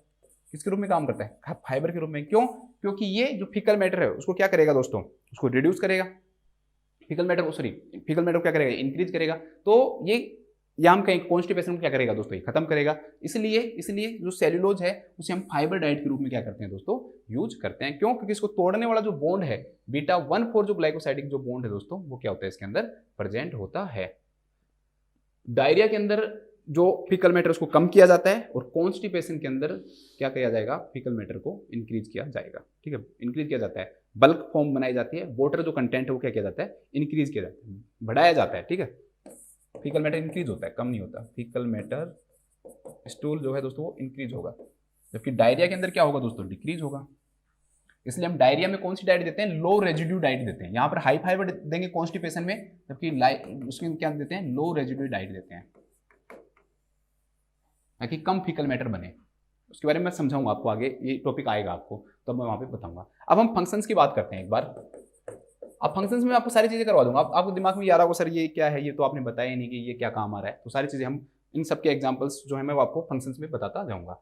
तो अगर हम फंक्शंस की बात करें दोस्तों, तो सबसे पहला सोर्स ऑफ एनर्जी है, बता दिया, दोबारा से नहीं पढ़ाऊंगा। Source of energy, reserve form of energy, reserve form of energy है, एनर्जी है ग्लाइकोजन। इसके बाद में दोस्तों ये कंपोनेंट ऑफ सेल मेम्ब्रेन है, कंपोनेंट ऑफ सेल मेम्ब्रेन। जो हमारी सेल मेम्ब्रेन होती है ना दोस्तों, तीन चीजों से मिलकर बनी हुई होती है। सेल मेम्ब्रेन जो है हमारी, वो तीन चीजों से मिलकर बनी हुई होती है। किस किस से बनाई होती है दोस्तों? आपकी प्रोटीन से, लिपिड से और आपकी कार्बोहाइड्रेट से। प्रोटीन, लिपिड और कार्बोहाइड्रेट। प्रोटीन जो है लगभग 55% हमारे जो सेल मेम्ब्रेन होती है दोस्तों, सेल मेम्ब्रेन मतलब सेल के चारों तरफ पाई जाने वाली मेम्ब्रेन, प्लाज्मा मेम्ब्रेन, तो वो 55% होती है। लिपिड जो होती है दोस्तों वो लगभग कितनी होती है आपकी? 40% होती है। और 5% क्या होता है दोस्तों? कार्बोहाइड्रेट होता है। तो ये 5% कार्बोहाइड्रेट किसका फॉर्मेशन कर रहा है? सेल मेम्ब्रेन का फॉर्मेशन कर रहा है। तो कंपोनेंट तो हो गया ना, ये 5% सेल मेम्ब्रेन बना रहा हो तो बनाता तो है ना। जो लिपिड जो होती है उसके अंदर मेनली कौन कौन से लिपिड पाए जाते हैं? Phospholipid and cholesterol. Phospholipid and cholesterol से बनी होती है। फॉस्फोलिपिड एंड जो कोलेस्ट्रॉल है दोस्तों, उससे ये मिलकर बनी हुई होती है। तो कंपोनेंट ऑफ सेल मेम्ब्रेन हो गया ये। इसके बाद में दोस्तों नेक्स्ट, अब हम बात करते हैं दोस्तों फ्रैक्टोज। फ्रैक्टोज जो है दोस्तों किसके अंदर प्रेजेंट होता है? स्पर्म को एनर्जी देने में हेल्प करता है। स्पर्म को क्या देता है? ये एनर्जी देता है। फ्रूट्स के अंदर ये मेनली क्या होता है? प्रेजेंट होता है। इसके बाद में आ जाओ दोस्तों हिपेरिन। हिपेरिन जो है दोस्तों, हमने एग्जांपल पढ़ा है ना, देखो आप इधर एग्जांपल देखते जाना कि मैं क्या क्या बता रहा हूं। हिपेरिन दोस्तों एंटीकोगुलेंट की तरह काम करता है, एंटीकोगुलेंट। तो इसका फंक्शन हो गया ना, तो कार्बोहाइड्रेट का फॉर्म है ये, तो एंटीकोगुलेंट की तरह क्या करता है? काम करता है। छठवा है दोस्तों हायालुरोनिक एसिड। Hyaluronic acid. हायालुरोनिक जो एसिड है ना दोस्तों, कई चीजों में प्रेजेंट होता है। हमारा जो साइनोवियल फ्लूइड है वहां प्रेजेंट होता है, ठीक है, जो जॉइंट्स होते हैं वहां पे साइनोवियल जो फ्लूइड है दोस्तों उसमें प्रेजेंट होता है। इसके अलावा कनेक्टिव टिश्यूज में भी प्रेजेंट होता है। कनेक्टिव जो टिश्यूज हैं दोस्तों उसमें भी क्या होता है? ये प्रेजेंट होता है। इसके अलावा विट्रस ह्यूमर जो फ्लूइड है उसमें भी प्रेजेंट होता है। विट्रस ह्यूमर फ्लूइड मैंने आपको आई में पढ़ा दिया है ना, अब बार बार बताने की जरूरत नहीं है कि कहाँ प्रेजेंट होता है, तो आप एक बार उन वीडियो को देख लो आप। विट्रस ह्यूमर फ्लूइड है दोस्तों, उसके अंदर भी क्या होता है? ये प्रेजेंट होता है। इसके अलावा जो ओवम जो होता है ना, ओवम के चारों तरफ पाया जाता है ये जेल फॉर्म के अंदर, ठीक है। तो surround the ovum, surround the ovum, ovum के चारों तरफ। अब साइनोवियल फ्लूइड और विट्रस ह्यूमर फ्लूइड के अंदर किसकी तरह काम करता है दोस्तों? ये शॉक एब्जॉर्बर की तरह काम करता है कि डायरेक्टली चोट नहीं लगे, शॉक एब्जॉर्बर की तरह। तो इसका एक फंक्शन क्या हो गया कार्बोहाइड्रेट का कि शॉक एब्जॉर्बर की तरह काम करता है, क्या? Hydronic acid. इसके बाद हम बात करते हैं कॉन्ड्रियोटिन सल्फेट की। सातवां है दोस्तों आपका कॉन्ड्रियोटिन, कॉन्ड्रियोटिन सल्फेट। कॉन्ड्रियोटिन जो सल्फेट है ना दोस्तों, वो कई चीजों में प्रेजेंट होता है। कॉन्ड्रियो नाम से समझ में आ गया होगा दो चीज तो आपको, कि भाई बोन में प्रेजेंट होगा और कार्टिलेज में प्रेजेंट होगा। Bone and cartilage, bone and cartilage के अंदर क्या होगा? प्रेजेंट होगा। इसके अलावा दोस्तों C4 यहाँ पर कॉर्निया, आई की जो कॉर्निया उसमें भी प्रेजेंट होता है। और H4 हार्ट वॉल्व, जो हार्ट के जो वॉल्व होते हैं दोस्तों उसमें भी क्या होता है? प्रेजेंट होता है। इसके अलावा दोस्तों डर्माटिन जो सल्फेट है, डर्माटिन जो सल्फेट है ये स्किन के अंदर प्रेजेंट होता है। इसके अलावा नेक्स्ट जो क्वेश्चन आता है दोस्तों वो पूछ सकता है आपसे इन्सुलिन के बारे में। मैं इंसुलिन नहीं लिख रहा हूं, ध्यान रखना, मैं क्या लिख रहा हूं? इन्सुलिन लिख रहा हूं मैं, इंसुलिन नहीं लिख रहा हूं, ठीक है, थोड़ा सा ध्यान रखना। जो इन्सुलिन है दोस्तों, this is the polymer of the fructose, मतलब फ्रक्टोज के पॉलीमर है, कई सारे फ्रक्टोज मिलकर क्या बनाते हैं? इन्सुलिन बनाते हैं। और इन्सुलिन किस किस अंदर प्रेजेंट होता है दोस्तों? आपके अनियन में और गार्लिक में प्रेजेंट होता है, present in onion and garlic. और इसका मेन क्वेश्चन, ये दोनों भी नहीं आएंगे तो ये क्वेश्चन बहुत इंपॉर्टेंट है दोस्तों, कि इन्सुलिन का यूज हम GFR ग्लोमेरुलर फिल्ट्रेशन जो रेट है दोस्तों उसको असेस करने के लिए यूज करते हैं। इन्सुलिन का यूज हम किस में करते हैं? GFR को असेस करने के लिए यूज करते हैं हम इन्सुलिन का, ठीक है। तो ये भी थोड़ा सा ध्यान रखना। इसके बाद में नेक्स्ट जो आता है दोस्तों दैट इज डेक्स्ट्रान। डेक्स्ट्रान जो होता है दोस्तों ये कार्बोहाइड्रेट के फॉर्म है, but it is formed by micro organism. Micro organism बनाते हैं ये कार्बोहाइड्रेट। इसका एग्जांपल आपसे पूछे तो hydroxy ethyl cellulose, hydroxy ethyl cellulose किसकी तरह काम करता है, ये क्वेश्चन आता है, that is plasma expander. Plasma expander, अगर आपको ब्लड लॉस हो जाता है ना कई बार, तब हम प्लाज्मा की जगह इसको यूज करते हैं ताकि जो वॉल्यूम है ना ब्लड की वॉल्यूम वो क्या हो, इंक्रीज हो, ज्यादा ब्लीडिंग हो जाती है इसमें। आपने एक नाम भी सुना होगा, अगर हीमोकोसिल जो होता है वो देता है जो हॉस्पिटल में काम करता है, तो ये प्लाज्मा एक्सपेंडर की तरह काम करता है ये दोस्तों, ये ठीक है। तो इसे हम किस नाम जानते हैं, डेक्स्ट्रान। ध्यान रखना माइक्रो ऑर्गेनिज्म के द्वारा क्या किया जाता है, फॉर्म किया जाता है। इसके बाद एक जैसे डेक्स्ट्रीन भी आपको दिख रहा होगा। डेक्स्ट्रीन जो होता है ना दोस्तों, आपको बस इतना याद रखना है कि जो डेक्स्ट्रीन है दोस्तों, जब स्टार्च और ग्लाइकोजन जब टूटते हैं, स्टार्च एंड ग्लाइकोजन जब टूटेंगे दोस्तों, तो 10 से 20 कई छोटे छोटे यूनिट में भी टूटेंगे, ग्लूकोज भी टूटेंगे, कुछ डाइसैकेराइड भी इसके अंदर क्या होंगे, प्रेजेंट होंगे, लेकिन कई बड़ी यूनिट भी होंगी, ठीक है, क्योंकि एक बहुत बड़ी यूनिट है दोस्तों। मान लो आप बात करो स्टार्च की तो लगभग 300 ग्लूकोज होंगे, ग्लाइकोजन की बात करो 1000 तक ग्लूकोज होते हैं। तो जब टूटेंगे तो कुछ ऐसे भी टूटेंगे भाई, छोटे छोटे में भी टूटेंगे, कुछ बड़ी यूनिट में टूटेंगे। तो जब 10 से 20 की यूनिट में टूटते हैं, 10 से 20 यूनिट ऑफ ग्लूकोज में अगर जब ये टूटते हैं दोस्तों, तो इसे हम किस नाम से जानते हैं, इसे हम डेक्स्ट्रीन के नाम से जानते हैं। अब एक एग्जांपल ये ध्यान रख लेना कि जो चिटीन जो होता है ना, बस उसमें आपको पढ़ना कुछ नहीं है, सिर्फ इतना याद रखना है कि चिटीन इज आल्सो ए होमोपॉलीसैकेराइड। लगभग हमने सबके बारे में बात कर ली। सेल्यूलोज का तो मैंने आपको फंक्शन बता ही दिया, तो सेल्यूलोज को तो आपको लिखने की जरूरत है नहीं है, अगर आप लिखना चाहो तो लिख लो। एक हो गया सेल्यूलोज। तो सेल्यूलोज जो होता है दोस्तों, इसे हम किसके रूप में यूज करते हैं, ये to prevent the constipation, to prevent the constipation. Constipation को प्रिवेंट करने के लिए हम किसका यूज करते हैं दोस्तों, सेल्यूलोज का यूज करते हैं, ठीक है। इसके बाद हम बात करते हैं दोस्तों आरडीए की। रिकमेंडेड जो डेली अलाउंस है ना दोस्तों कार्बोहाइड्रेट की, वो कितनी होती है। तो आरडीए का मतलब क्या हो गया, डाइट रिकमेंडेड डाइटरी जो अलाउंस है दोस्तों की कितनी डाइट के अंदर जरूरत होती है। तो डायरेक्टली आपको नहीं पूछता है भाई कितनी होती है, वो आपको पूछेगा भाई 50 to 60% of total energy requirement. हमारी बॉडी के अंदर टोटल बॉडी रिक्वायरमेंट जो है, टोटल एनर्जी जो रिक्वायरमेंट है, उसका 50 से 60% हमें बैलेंस डाइट के रूप में क्या लेना पड़ता है दोस्तों, कार्बोहाइड्रेट लेना पड़ता है, ठीक है। तो जैसे मैन है, एक मैन हो गया, वुमन हो गया, इनकी 3 फॉर्म होती हैं। एक सीडेंट्री लाइफ स्टाइल है, एक मॉडरेट है और एक हैवी। एक जो बिल्कुल कम काम करते हैं सीडेंट्री कहलाते हैं, थोड़ा काम करते हैं मॉडरेट कहलाते हैं, और थोड़ा ज्यादा काम करते हैं दोस्तों वो क्या कहलाते हैं, हैवी कहलाते हैं। ये मैन में भी प्रेजेंट होगा और वुमन में भी प्रेजेंट होगा, ठीक है। तो सीडेंट्री मतलब बिल्कुल आलसी, जो बिल्कुल काम नहीं करते हैं, उसे हम किस नाम जानते हैं, सीडेंट्री लाइफस्टाइल के नाम जानते हैं। थोड़ा सा करते हैं मॉडरेट, फिर हैवी, उनके नाम से हम जानेंगे। तो जो मैन जो होता है ना दोस्तों, उसके अंदर लगभग 2320 कुल एनर्जी की हमें जरूरत होती है। अब इस 2320 का आप निकाल लो, 50 से 60% जो है ना दोस्तों, वो किसके द्वारा आना चाहिए, आपका कार्बोहाइड्रेट के द्वारा आना चाहिए, ठीक है। तो थोड़ा सा इसको ध्यान रख लेना कि कितना आता है। इसके अलावा दोस्तों 2320 के बाद 2930 जो है वो किससे आना चाहिए, मॉडरेट यूज करता है, और लगभग 3450 यूनिट, जो 3490 यूनिट, 3490 यूनिट है दोस्तों, वो कौन करता है, आपका हैवी वर्कर यूज करता है। तो सीडेंट्री 2320, 2930 और ये 3490 जो है दोस्तों, वो कौन यूज करता है, हैवी वर्कर यूज करता है। अगर वुमन की बात करें तो उनको थोड़ी सी कम की जरूरत होती है, 1900 किलो कैलोरी, यूनिट बोल रहा हूं सॉरी मैं, किलो कैलोरी, 1900 किलो कैलोरी जो है वो वुमन को जरूरत होती है, ठीक है। इसके बाद में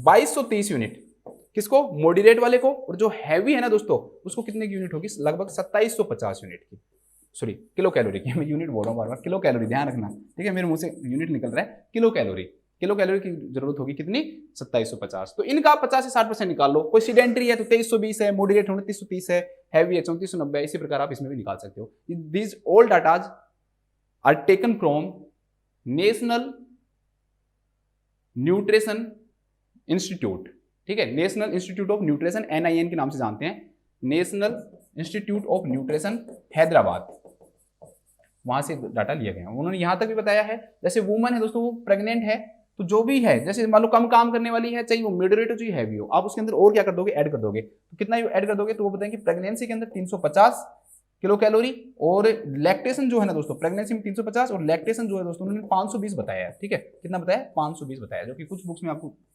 ज्यादा भी मिल सकता है। तो 350 और 520 उन्होंने इसके बारे में बताया। तो प्लस कर दो आप, जैसे सीडेंट्री है तो 1900 में 350 कर दो, मॉडरेट है तो 2230 में 350 कर दो, उसमें तो 2750 में कर दो, ठीक है।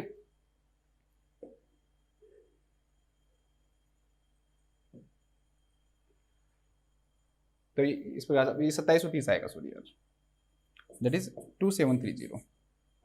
मैंने लिख भी रखा है एक जगह, रुको आपको दिखाता हूं मैं शायद, हाँ ये रहा।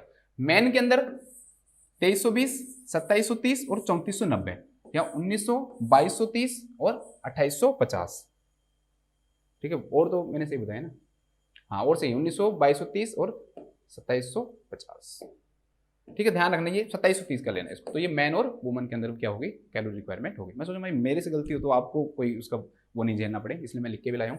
तो 2320, 2730, 3490, 1900, 2230 और 2850। ठीक है, ये टोटल कैलोरी रिक्वायरमेंट है।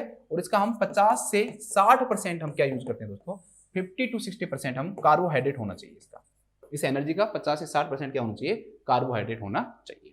चलो अब एक चीज और बता देता हूँ, थोड़ा सा डाइजेशन के बारे में बात करते हैं हल्का सा, डायरेक्टली क्वेश्चंस आते हैं तो थोड़ा सा बढ़ा देता हूँ, ज्यादा डिटेल में हम जा नहीं सकते हैं यहाँ पे। क्वेश्चन नंबर 1 बनता है कि दोस्तों डाइजेशन कहाँ से स्टार्ट होता है, स्टार्ट फ्रॉम किसका, कार्बोहाइड्रेट का। हम सारे कार्बोहाइड्रेट की बात कर रहे हैं, ध्यान रखना आप कहीं और कुछ मत ले लेना। कार्बोहाइड्रेट का जो डाइजेशन है वो दोस्तों कहाँ से स्टार्ट होता है, तो कार्बोहाइड्रेट का जो डाइजेशन है दोस्तों that start from oral cavity या माउथ से स्टार्ट होता है। अब माउथ से स्टार्ट हो रहा है तो कुछ कारण तो होगा ना, हाँ जी, वहां पर एक एंजाइम प्रेजेंट होता है। कौन सा एंजाइम प्रेजेंट होता है दोस्तों, इसे हम टाइलिन के नाम से जानते हैं। किस नाम जानते हैं, टाइलिन के नाम से जानते हैं, या इसे हम सैलिवरी एमाइलेज भी कहते हैं। किस नाम जानते हैं, सैलिवरी, मतलब सैलाइवा के अंदर पाया जाने वाला एमाइलेज एंजाइम, और कुछ बुक्स में से अल्फा एमाइलेज भी कहते हैं, क्योंकि अल्फा बॉन्ड को क्या करता है, ब्रेक डाउन करता है। अल्फा 1,4 ग्लाइकोसाइडिक जो बॉन्ड है उसको तोड़ता है, इसलिए हम अल्फा एमाइलेज के नाम से जानते हैं। तो सैलाइवा के अंदर जाएगा। अब देखो जो भी फूड माउथ से जाएगा उसे हम किस नाम से जानेंगे, माउथ के अंदर घुल जाता है ना, वो फूड क्या कहलाता है दोस्तों, बोलस कहलाता है। ठीक है, आपके सैलाइवा में घुल गया माउथ के अंदर जो फूड है, ठीक है, आपने उसका मैकेनिकल ब्रेकडाउन टीथ के द्वारा कर दिया, फिर सैलाइवा में घुल गया तो क्या कहलाएगा दोस्तों, बोलस कहलाएगा। क्वेश्चन नंबर 2 आता है कि स्टोमक के अंदर क्या होता है, स्टोमक के अंदर क्या डाइजेशन होता है। तो स्टोमक के अंदर ध्यान रखना कोई डाइजेशन नहीं होता। क्या नहीं होता, कोई भी डाइजेशन नहीं होता। इसका रीजन क्या है, इसका रीजन ये है, अभी हमने जो टाइलिन जो एंजाइम पढ़ा है, जो घुलकर जाएगा, वो ptyalin enzyme can't work in acid environment, acid के अंदर काम ही नहीं कर सकता है। और हम जानते हैं कि HCl प्रेजेंट होता है स्टोमक के अंदर, तो वहां पर ये काम ही नहीं करेगा, इसलिए स्टोमक के अंदर कार्बोहाइड्रेट का डाइजेशन नहीं होता है। इसके बाद हम बात करते हैं नेक्स्ट, फिर इंटेस्टाइन। मेनली इंटेस्टाइन में भी दोस्तों स्मॉल इंटेस्टाइन आती है, ध्यान रखना। इंटेस्टाइन के अंदर भी क्या आएगा, स्मॉल इंटेस्टाइन इसके अंदर आती है। तो जो बड़ी जो यूनिट होंगी ना दोस्तों, उनके लिए कौन सा एंजाइम प्रेजेंट होता है, पैनक्रियाज सीक्रेट करता है। कौन सा, पैनक्रियाटिक एमाइलेज। ठीक है, जैसे अल्फा एमाइलेज है उसी की तरह है, लेकिन ये उससे ज्यादा स्ट्रॉन्ग होता है। जो टाइलिन जो पढ़ा था ना हमने, ये भी अल्फा एमाइलेज ही है। जो टाइलिन जो पढ़ा था, सैल्यूरी जो एमाइलेज है, जस्ट उसके जैसा ही एंजाइम है, but it is more strong than salivary amylase और टाइलिन। उससे ज्यादा क्या होता है, ये स्ट्रॉन्ग होता है। तो इसे हम किस नाम जानते हैं, पैनक्रियाटिक एमाइलेज के नाम से जानते हैं। इसके अलावा पैनक्रियाटिक जो जूस है दोस्तों, उसके अंदर बाइकार्बोनेट आयन और प्रेजेंट होते हैं। अभी बाइकार्बोनेट आयन जो आपको पता है दोस्तों कि जो एसिड है उसको न्यूट्रलाइज करते हैं, उसको क्या बनाते हैं, एल्कलाइन। क्यों, इस एंजाइम को काम करने के लिए क्या चाहिए दोस्तों, एल्कलाइन नेचर चाहिए। जो मैंने आपको भी बताया था कि अल्फा एमाइलेज जो एंजाइम है वो स्टोमक में काम नहीं करता, क्योंकि वहां पर एसिड एनवायरनमेंट होता है, इसलिए बाइकार्बोनेट आयन प्रेजेंट होते हैं। और ये बाइकार्बोनेट जो आयन होते हैं दोस्तों, ये क्या काम करते हैं, ये बाइकार्बोनेट आयन उसको एल्कलाइन बना देते हैं, ताकि वो क्या करे, काम करे। अब जब से छोटी यूनिट में इनको तोड़ देगा, जैसे कि माल्टोज में तोड़ दिया, लैक्टोज में तोड़ दिया और सुक्रोज में तोड़ दिया, माल्टोज, लैक्टोज और सुक्रोज में इनको क्या कर देता है, ब्रेक डाउन कर देता है। अब इनके लिए दोस्तों क्या पाए जाते हैं, एंजाइम्स पाए जाते हैं, जो कि कौन से एंजाइम्स होते हैं आपके, माल्टेज, लैक्टेज और सुक्रेज। बार बार नहीं बताऊंगा, टाइम वेस्ट होगा। माल्टेज, लैक्टेज और सुक्रेज, और किसके अंदर तोड़ते हैं वो आपको पता होना चाहिए कि ये किसमें तोड़ेगा, ये किसमें तोड़ेगा, ये किसमें तोड़ेगा, आपको ये पता होना चाहिए। ठीक है, ये पता होना चाहिए आपको, ये किस किस के अंदर क्या करता है, इसको तोड़ता है, बस ये आपको पता होना चाहिए। ठीक है, तो ये छोटे यूनिट में टूट गया, उसके बाद में ब्लड के अंदर एंटर कर जाएगा, और ब्लड के अंदर अगर एंटर कर गया तो उसके बाद में डाइजेशन हो गया, बस यही है।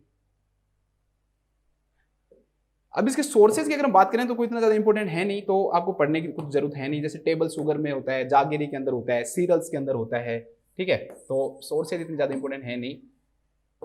सीरियल्स में होता है, ये मिलेट्स में होता है। मोटे दाने वाले जो होते हैं वो मिलेट्स कहलाते हैं, छोटे दाने वाले होते हैं तो सीरियल्स कहलाते हैं। सीरियल्स में होता है, मिलेट्स में होता है, वेजिटेबल्स में होता है, फ्रूट्स में होता है, वेजिटेबल्स में होता है, फ्रूट्स में होता है।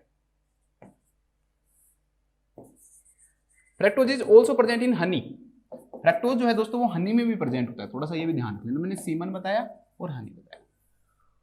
ठीक है, तो मिलेट्स, वेजिटेबल्स, फ्रूट्स, इन सब में सीरियल्स।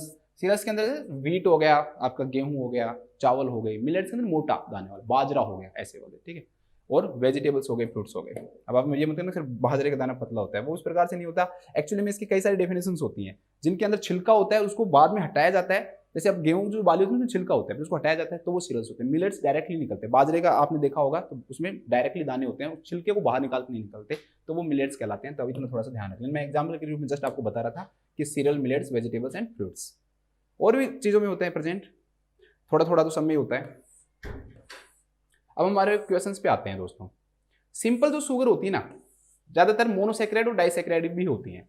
तो ये सिंपल जो शुगर है दोस्तों, ये mainly quickest source of energy होती है। डायरेक्टली हमने दिया, और जैसे इसलिए हमारे को ग्लाइसेमिया के अंदर क्या देते हैं दोस्तों, चीनी देते हैं, ताकि जल्दी से डिजोल्व हो जाए, जल्दी से हमें क्या देते हैं दोस्तों, एनर्जी दे। ठीक है, ग्लूकोज होता है उसमें, तो या फिर उसके अंदर क्या होता है दोस्तों, आपके सुक्रोज होता है। तो मेन जो क्विकेस्ट सोर्स ऑफ एनर्जी है ना दोस्तों, वो जैसे जूसेज के अंदर प्रेजेंट है। तो ग्लास ऑफ ऑरेंज जूस जो होता है दोस्तों, ये क्या होता है, ये हमें तेज एनर्जी देगा। मिल्क जो है उसमें प्रोटीन ज्यादा मात्रा में हो सकती है, फैट हो सकती है, लेकिन इतनी ज्यादा क्विकेस्ट जो फॉर्म है वो नहीं होता है। ठीक है, कार्बोहाइड्रेट का क्विक फॉर्म किसमें नहीं होता है दोस्तों, मिल्क के अंदर नहीं होता है, सिंपल फॉर्म में नहीं होता है। नेक्स्ट स्लाइस ऑफ ब्रेड में होता है, चॉकलेट कैंडी बार में होता है, चॉकलेट कैंडी बार में होती है। लेकिन एज कंपेयर अगर हम ग्लास ऑरेंज जूस से करें, तो ऑरेंज जूस जो होगा ना दोस्तों, वो हमें ज्यादा जल्दी एनर्जी देगा एज कंपेयर टू क्या, चॉकलेट कैंडी बार। अगर दूसरा सिलेक्ट करना हो तो आप क्या सिलेक्ट करोगे, चॉकलेट कैंडी बार सिलेक्ट करोगे। लेकिन चॉकलेट कैंडी बार से भी तेज एनर्जी देने का जो काम करता है वो कौन देता है दोस्तों, ग्लास ऑफ ऑरेंज जूस देता है। तो लिखो इसमें लिखो simple sugar, simple sugar quickest form of energy होते हैं, फॉर्म ऑफ एनर्जी होते हैं। Example, orange juice, sugar, Honey, तो ये सब क्या होते हैं, सिंपल फॉर्म ऑफ, ये हमें जल्दी एनर्जी देंगे हमें ये। ठीक है, बस खत्म। तो काफी टाइम लग गया इस क्वेश्चन में, बट हमने कार्बोहाइड्रेट है ना, आप पढ़ने बैठोगे ना तब आपको पता लगेगा कि कितना टाइम लगता है इसमें, है ना। और लगभग मैंने हर चीज आपके लिए इंक्लूड भी किया दोस्तों, शायद ही कुछ छोड़ा होगा।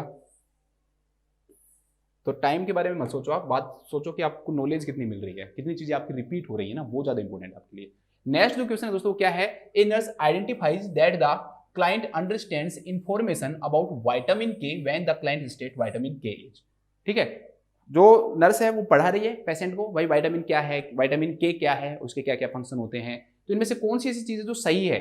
मतलब वो बताने पर उसने पूछा कि भाई आप बताओ, तो वो बता रहा है कि भाई विटामिन के ये है। जो पेशेंट है उसको पूछ रहा, बताओ विटामिन के क्या है, तो बता रहा है ये है। तो अब इसका मतलब ये है कि एक सेंटेंस तो उसने सही कहा होगा, बाकी के 3 क्या कहे होंगे गलत। और वो हमें ये पूछ रहे कि भाई सही कौन सा है, तो आपको सही जो चीजें है ना दोस्तों, वो इसके अंदर क्या करनी है, ढूंढनी है, सही चीजें जो ढूंढनी है। चलो जल्दी से हम विटामिन की बात करते हैं। विटामिन, विटामिन जो है दोस्तों, इसके लिए ध्यान रखना, सबसे पहला इसके लिए एसेसरी फैक्टर वर्ड यूज किया गया था। विटामिन को डायरेक्टली विटामिन नहीं कहा, इसे क्या यूज किया गया था दोस्तों, एसेसरी जो फैक्टर है वो वर्ड यूज किया गया था। और ये वर्ड जो दिया था दोस्तों, that was given by Hopkin, Hopkins ने ये वर्ड दिया था। बस सिंपल से डायरेक्टली क्वेश्चन बनेगा कि एसेसरी फैक्टर किसके द्वारा दिया गया। दूसरा दोस्तों कि ये विटामिन जो टर्म है ना, ये किसके द्वारा दी गई है, तो विटामिन जो टर्म है वो दी गई है दोस्तों आपको कासिमिर फंक के द्वारा। कासिमिर जो फंक है दोस्तों, उसने सबसे पहले ये टर्म दिया है, कासिमिर फंक। एक्चुअली में उसने क्या किया था दोस्तों, जो राइस है ना उसके अंदर एक कंपोनेंट को ढूंढा, उस कंपोनेंट को देखा कि वो कंपोनेंट क्या था दोस्तों, थायमीन था। वो कंपोनेंट क्या था, थायमीन था। तो उसने कहा कि ये थायमीन जो है इसके अंदर पाया जाता है एमीन, इसके अंदर क्या पाया जाता है, एमीन पाया जाता है। और ये एमीन जो है दोस्तों, ये हमारी बॉडी के लिए क्या है, वाइटल है, जरूरी है। ये एमीन हमारे बॉडी के लिए क्या है, जरूरी है। इसलिए हम ये कह रहा हूं मैं कि राइस के अंदर क्या पाया जाता है, एमीन, जो थायमीन है दैट इज विटामिन। अब इसमें एक चीज आप देखो दोस्तों, जो कासिमिर फंक ने जो विटामिन बताया था ना, ध्यान रखना उस विटामिन में एक ई लेटर और था, उस विटामिन के अंदर क्या था, ई लेटर और था। अब आगे आगे जैसे खोज हुई, भाई विटामिन डी का पता चला, ठीक, तो विटामिन डी में तो एमीन नहीं है। तो अब लोग जो भी साइंटिस्ट थे अब क्या करें, तो उन्होंने कहा कि कोई नहीं, जो कासिमिर फंक ने इतनी बड़ी खोज की है इसको हम दबाएंगे नहीं, उन्होंने जो नाम दिया है वो बिल्कुल सही नाम दिया है। हम बस अब एक काम करेंगे, इसमें से ई को हटा देंगे। क्यों, एमीन नहीं है ना, सारे विटामिन क्या नहीं है दोस्तों, एमीन नहीं है। तो इन्होंने ई को हटा दिया और फिर इसको कंटिन्यू किया। तो भी ये क्वेश्चन भी डायरेक्टली ऐसे आएगा कि विटामिन वर्ड किसने दिया, ऐसे नहीं लिखा आएगा कि ई भी लिखा होगा, थोड़ा सा इसका ध्यान रखना। तो ये पूछेगा भाई विटामिन वर्ड किसने दिया, कासिमिर फंक ने ये वर्ड दिया है। ठीक है, क्यों दिया था, क्योंकि जरूरी था लाइफ के लिए, उसने बताया क्योंकि केमिकली एमीन होता है तो ये विटामिन है। तो ये आपका कासिमिर फंक के द्वारा वर्ड दिया गया है। इसके बाद दोस्तों first vitamin that was discovered कौन सी है, बताओ। First vitamin that was discovered, भाई अभी तो बताइए ना, थायमीन। कौन सी है, थायमीन है। और क्वेश्चन लास्ट विटामिन का भी आ जाता है, तो विटामिन B12 को मानते हैं। किसको मानते हैं दोस्तों, विटामिन B12 को, विटामिन B12 को। इसके बाद हम क्लासिफिकेशन ऑफ विटामिन बात करते हैं। Classification of vitamin, classification of vitamin. Vitamin जो है दोस्तों हम दो भागों में बांटते हैं, सिंपल सी बात है, सारे कोई शायद ऐसा बच्चा होगा जिसे नहीं आता होगा, फैट सोल्यूबल और वाटर सोल्यूबल। तो मैं इसमें ज्यादा टाइम वेस्ट भी नहीं करूंगा, क्योंकि जो चीज आपको आती है उसमें क्यों टाइम वेस्ट करूंगा। फैट सोल्यूबल का मतलब जो चीज बताऊंगा वो सुनो, अब जो आपको नहीं पता। फैट सोल्यूबल का मतलब ये सबको पता है कि फैट के अंदर सोल्यूबल हो जाती है, लेकिन ये नहीं पता कि दोस्तों फैट सोल्यूबल जो विटामिन है ना, ये हमारी बॉडी के अंदर क्या होती है, रिजर्व होती है। क्या होती है, रिजर्व होती है। मतलब कि फैट सोल्यूबल विटामिन जो है वो हमारी बॉडी के अंदर क्या हो जाती है दोस्तों, रिजर्व हो जाती है, वहां पे स्टोर हो जाती है। क्या हो जाती है, स्टोर। अब वाटर सोल्यूबल वो तो पानी में घुल जाएंगी। अब जो चीज पानी में घुल गई दोस्तों तो वो तो स्टोर नहीं होगी। इसलिए ध्यान रखना कि वाटर सोल्यूबल विटामिन है ना दोस्तों, इनकी जो डेफिशिएंसी होगी ना वो बहुत जल्दी आ जाती है। इनकी डेफिशिएंसी क्या करती है दोस्तों, जल्दी आती है, क्विक आती है, जल्दी आती है। कुछ दिनों तक अगर आप विटामिन नहीं खाओगे ना, वाटर सोल्यूबल विटामिन नहीं लोगे, तो उस व्यक्ति के अंदर क्या देखने को मिलेगी, डेफिशिएंसी देखने को मिलेगी। वेयरएज फैट सोल्यूबल जो विटामिन है ना दोस्तों, जो रिजर्व होती है, जैसे आपने नहीं लिया तो जो स्टोरेज जो फॉर्म है दोस्तों, वो स्टोरेज फॉर्म क्या हो जाएगी, आपके यूज हो जाएगी। स्टोरेज फॉर्म क्या हो जाएगी, यूज हो जाएगी। इसलिए इनकी जो डेफिशिएंसी है ना दोस्तों, वो टाइम लेती है, टेक टाइम। अगर आप कुछ दिन भी नहीं खाओगे तो भी दोस्तों ये विटामिन क्या नहीं खोज करेगी दोस्तों, आपके अंदर डेफिशिएंसी कोज नहीं करेगी, कुछ महीनों तक भी नहीं करेगी, ठीक है। लेकिन जब बिल्कुल ही नहीं लोगे दोस्तों तो फिर तो डेफिशिएंसी आना स्वाभाविक है, नेचुरल है, ठीक है। तो ये भी आप इस चीज को जरूर ध्यान रखना। एक क्वेश्चन आता है दोस्तों, कौन सी ऐसी वाटर सोल्यूबल विटामिन है जो स्टोर हो सकती है। तो ये क्वेश्चन ध्यान रखना, एक विटामिन ऐसी होती है उसमें कुछ कंपोनेंट पाए जाने के कारण स्टोर हो जाती है, that is vitamin B12। Vitamin B12 is the only water soluble vitamin that can store in our body. About 4 mg of the vitamin B12 will store in our body. About 4 mg जो vitamin B12 है दोस्तों वो क्या हो सकती है, store हो सकती है। एक ऐसी वाटर सोल्यूबल विटामिन भी है, सॉरी फैट सोल्यूबल विटामिन भी, दैट इज वाटर सोल्यूबल। अभी इसके बारे में बात करेंगे। मैं क्या बोल रहा हूँ सुनो, एक ऐसी फैट सोल्यूबल विटामिन है जिसकी एक फॉर्म वाटर सोल्यूबल भी होती है। अभी हम बात करेंगे, ठीक है। कुछ नई चीजें आपको पता होनी चाहिए ना, जब आप पढ़ रहे हो आप, तो वो तो सबको पता है, A D E के। तो एक ऐड ऐसे जिस बच्चे को याद नहीं होती ये भी, तो वो एक तरीके से याद रख लेना। तो A D E के जो विटामिन होती है दैट आर फैट सोल्यूबल। जिस बच्चे को याद नहीं होती वो एक ऐड याद रख लो, एक ऐड। और वाटर सोल्यूबल जो विटामिन है दोस्तों उनको हम दो भागों में बांटते हैं, एक vitamin B complex, vitamin B complex, और एक होता है दोस्तों विटामिन C। अब आप मेरे को एक चीज बताओ कि विटामिन इधर B कॉम्प्लेक्स दे दिया, इधर C दे दिया, इसको भी इसी में इंक्लूड कर लेते, इसका नाम B13 विटामिन दे देते या और कुछ दे देते, क्यों नहीं दिया। एक्चुअली में दोस्तों विटामिन B कॉम्प्लेक्स की जितनी भी जो विटामिन होती है ना वो कोएंजाइम की तरह काम करती हैं, तो इनका अलग ग्रुप बना दिया। किसकी तरह काम करती है, कोएंजाइम की तरह ये विटामिन काम करती है, इसलिए इनका अलग ग्रुप बनाया था। जो विटामिन C काम नहीं करती है इसको अलग ग्रुप में हमने डाल दिया। अब इनके सबके केमिकल जो नेम है दोस्तों वो डायरेक्टली पूछे जाते हैं, तो हम बात करते हैं। सबसे पहले दोस्तों हम बात करते हैं विटामिन A की। अभी मैं डिटेल में नहीं पढ़ाऊंगा, जहां पर जो क्वेश्चन आएगा उससे रिलेटेड हम बात करेंगे। इसकी तीन फॉर्म होती है, मेन जो फॉर्म होती है दैट इज रेटिनॉल। एक दो फॉर्म और होती है इसकी, retinal and retinoic acid. Retinoic acid, retinal and retinoic acid भी इसकी फॉर्म होती है, लेकिन मेन जो फॉर्म होती है दैट इज रेटिनॉल।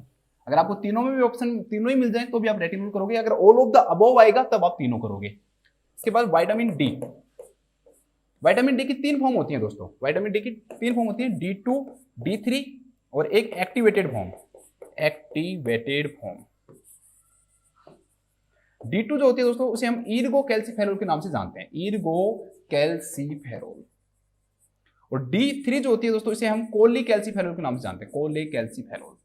कोले मतलब कोलेस्ट्रॉल से बनती है, इसलिए कोलिक एल्सीफेरोल। एक्टिवेटेड जो फॉर्म होती है मतलब कि हमारी बॉडी के अंदर है ना विटामिन कोलिक एल्सीफेरोल के रूप में काम नहीं करेगी। आप खा लिया और आपने सोचो कि आप कोलिक एल्सीफेरोल के अंदर काम करेगी, तो ऐसे नहीं काम करेगी दोस्तों। उसको काम करवाने के लिए वो आगे जाएगी, ठीक है, और किसी फॉर्म के अंदर चेंज होती है जिसे हम किस नाम से जानते हैं, कैल्सीट्रायोल। कैल्सीटोनिन नहीं बोल रहा हूं, कई बार बच्चे ना कंफ्यूज हो जाते हैं कि कैल्सीटोनिन नहीं, कैल्सीट्रायोल बोल रहा हूं मैं। और कैल्सीट्रायोल का केमिकल नेम भी कई बार पूछ लेते हैं, 125 डाईहाइड्रोक्सी कोलिक एल्सीफेरोल।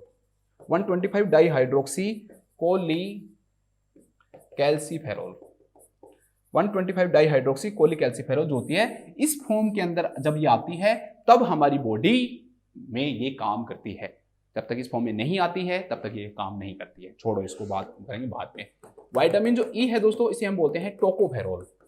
टोकोफेरोल, टोको जो वर्ड है उसका मतलब ही क्या होता है, चाइल्ड बियरिंग, क्योंकि स्टेरिलिटी कोज करवाती है और ये विटामिन ई की डेफिशिएंसी, और अगर नहीं होगी तो आप बच्चा पैदा करने की आपके अंदर क्षमता रहेगी, इसलिए इसका नाम आया टोकोफेरोल। विटामिन जो के है दोस्तों, एक्चुअली में जब खोज जो हो रही थी ना तो डायरेक्टली आगे आगे बढ़ रहे थे हम भाई, एक बनी फिर बी बनी फिर सी बनी फिर डी बनी ऐसे ई बनी, ठीक है। अब उसके बाद में एफ आना चाहिए था, बट एक्चुअली में जर्मन वर्ड से लिया गया था। जर्मन में दोस्तों जो कोगुलेशन जो वर्ड होता है ना उसको बोलते हैं कोगुलेशन, उसकी स्पेलिंग के से शुरू होती है जर्मन के अंदर, तो फिर वहां पर इससे हमको यूज क्या कर लिया हमने, के से इसको विटामिन के नाम दिया, ठीक है। इसकी कई फॉर्म होती है।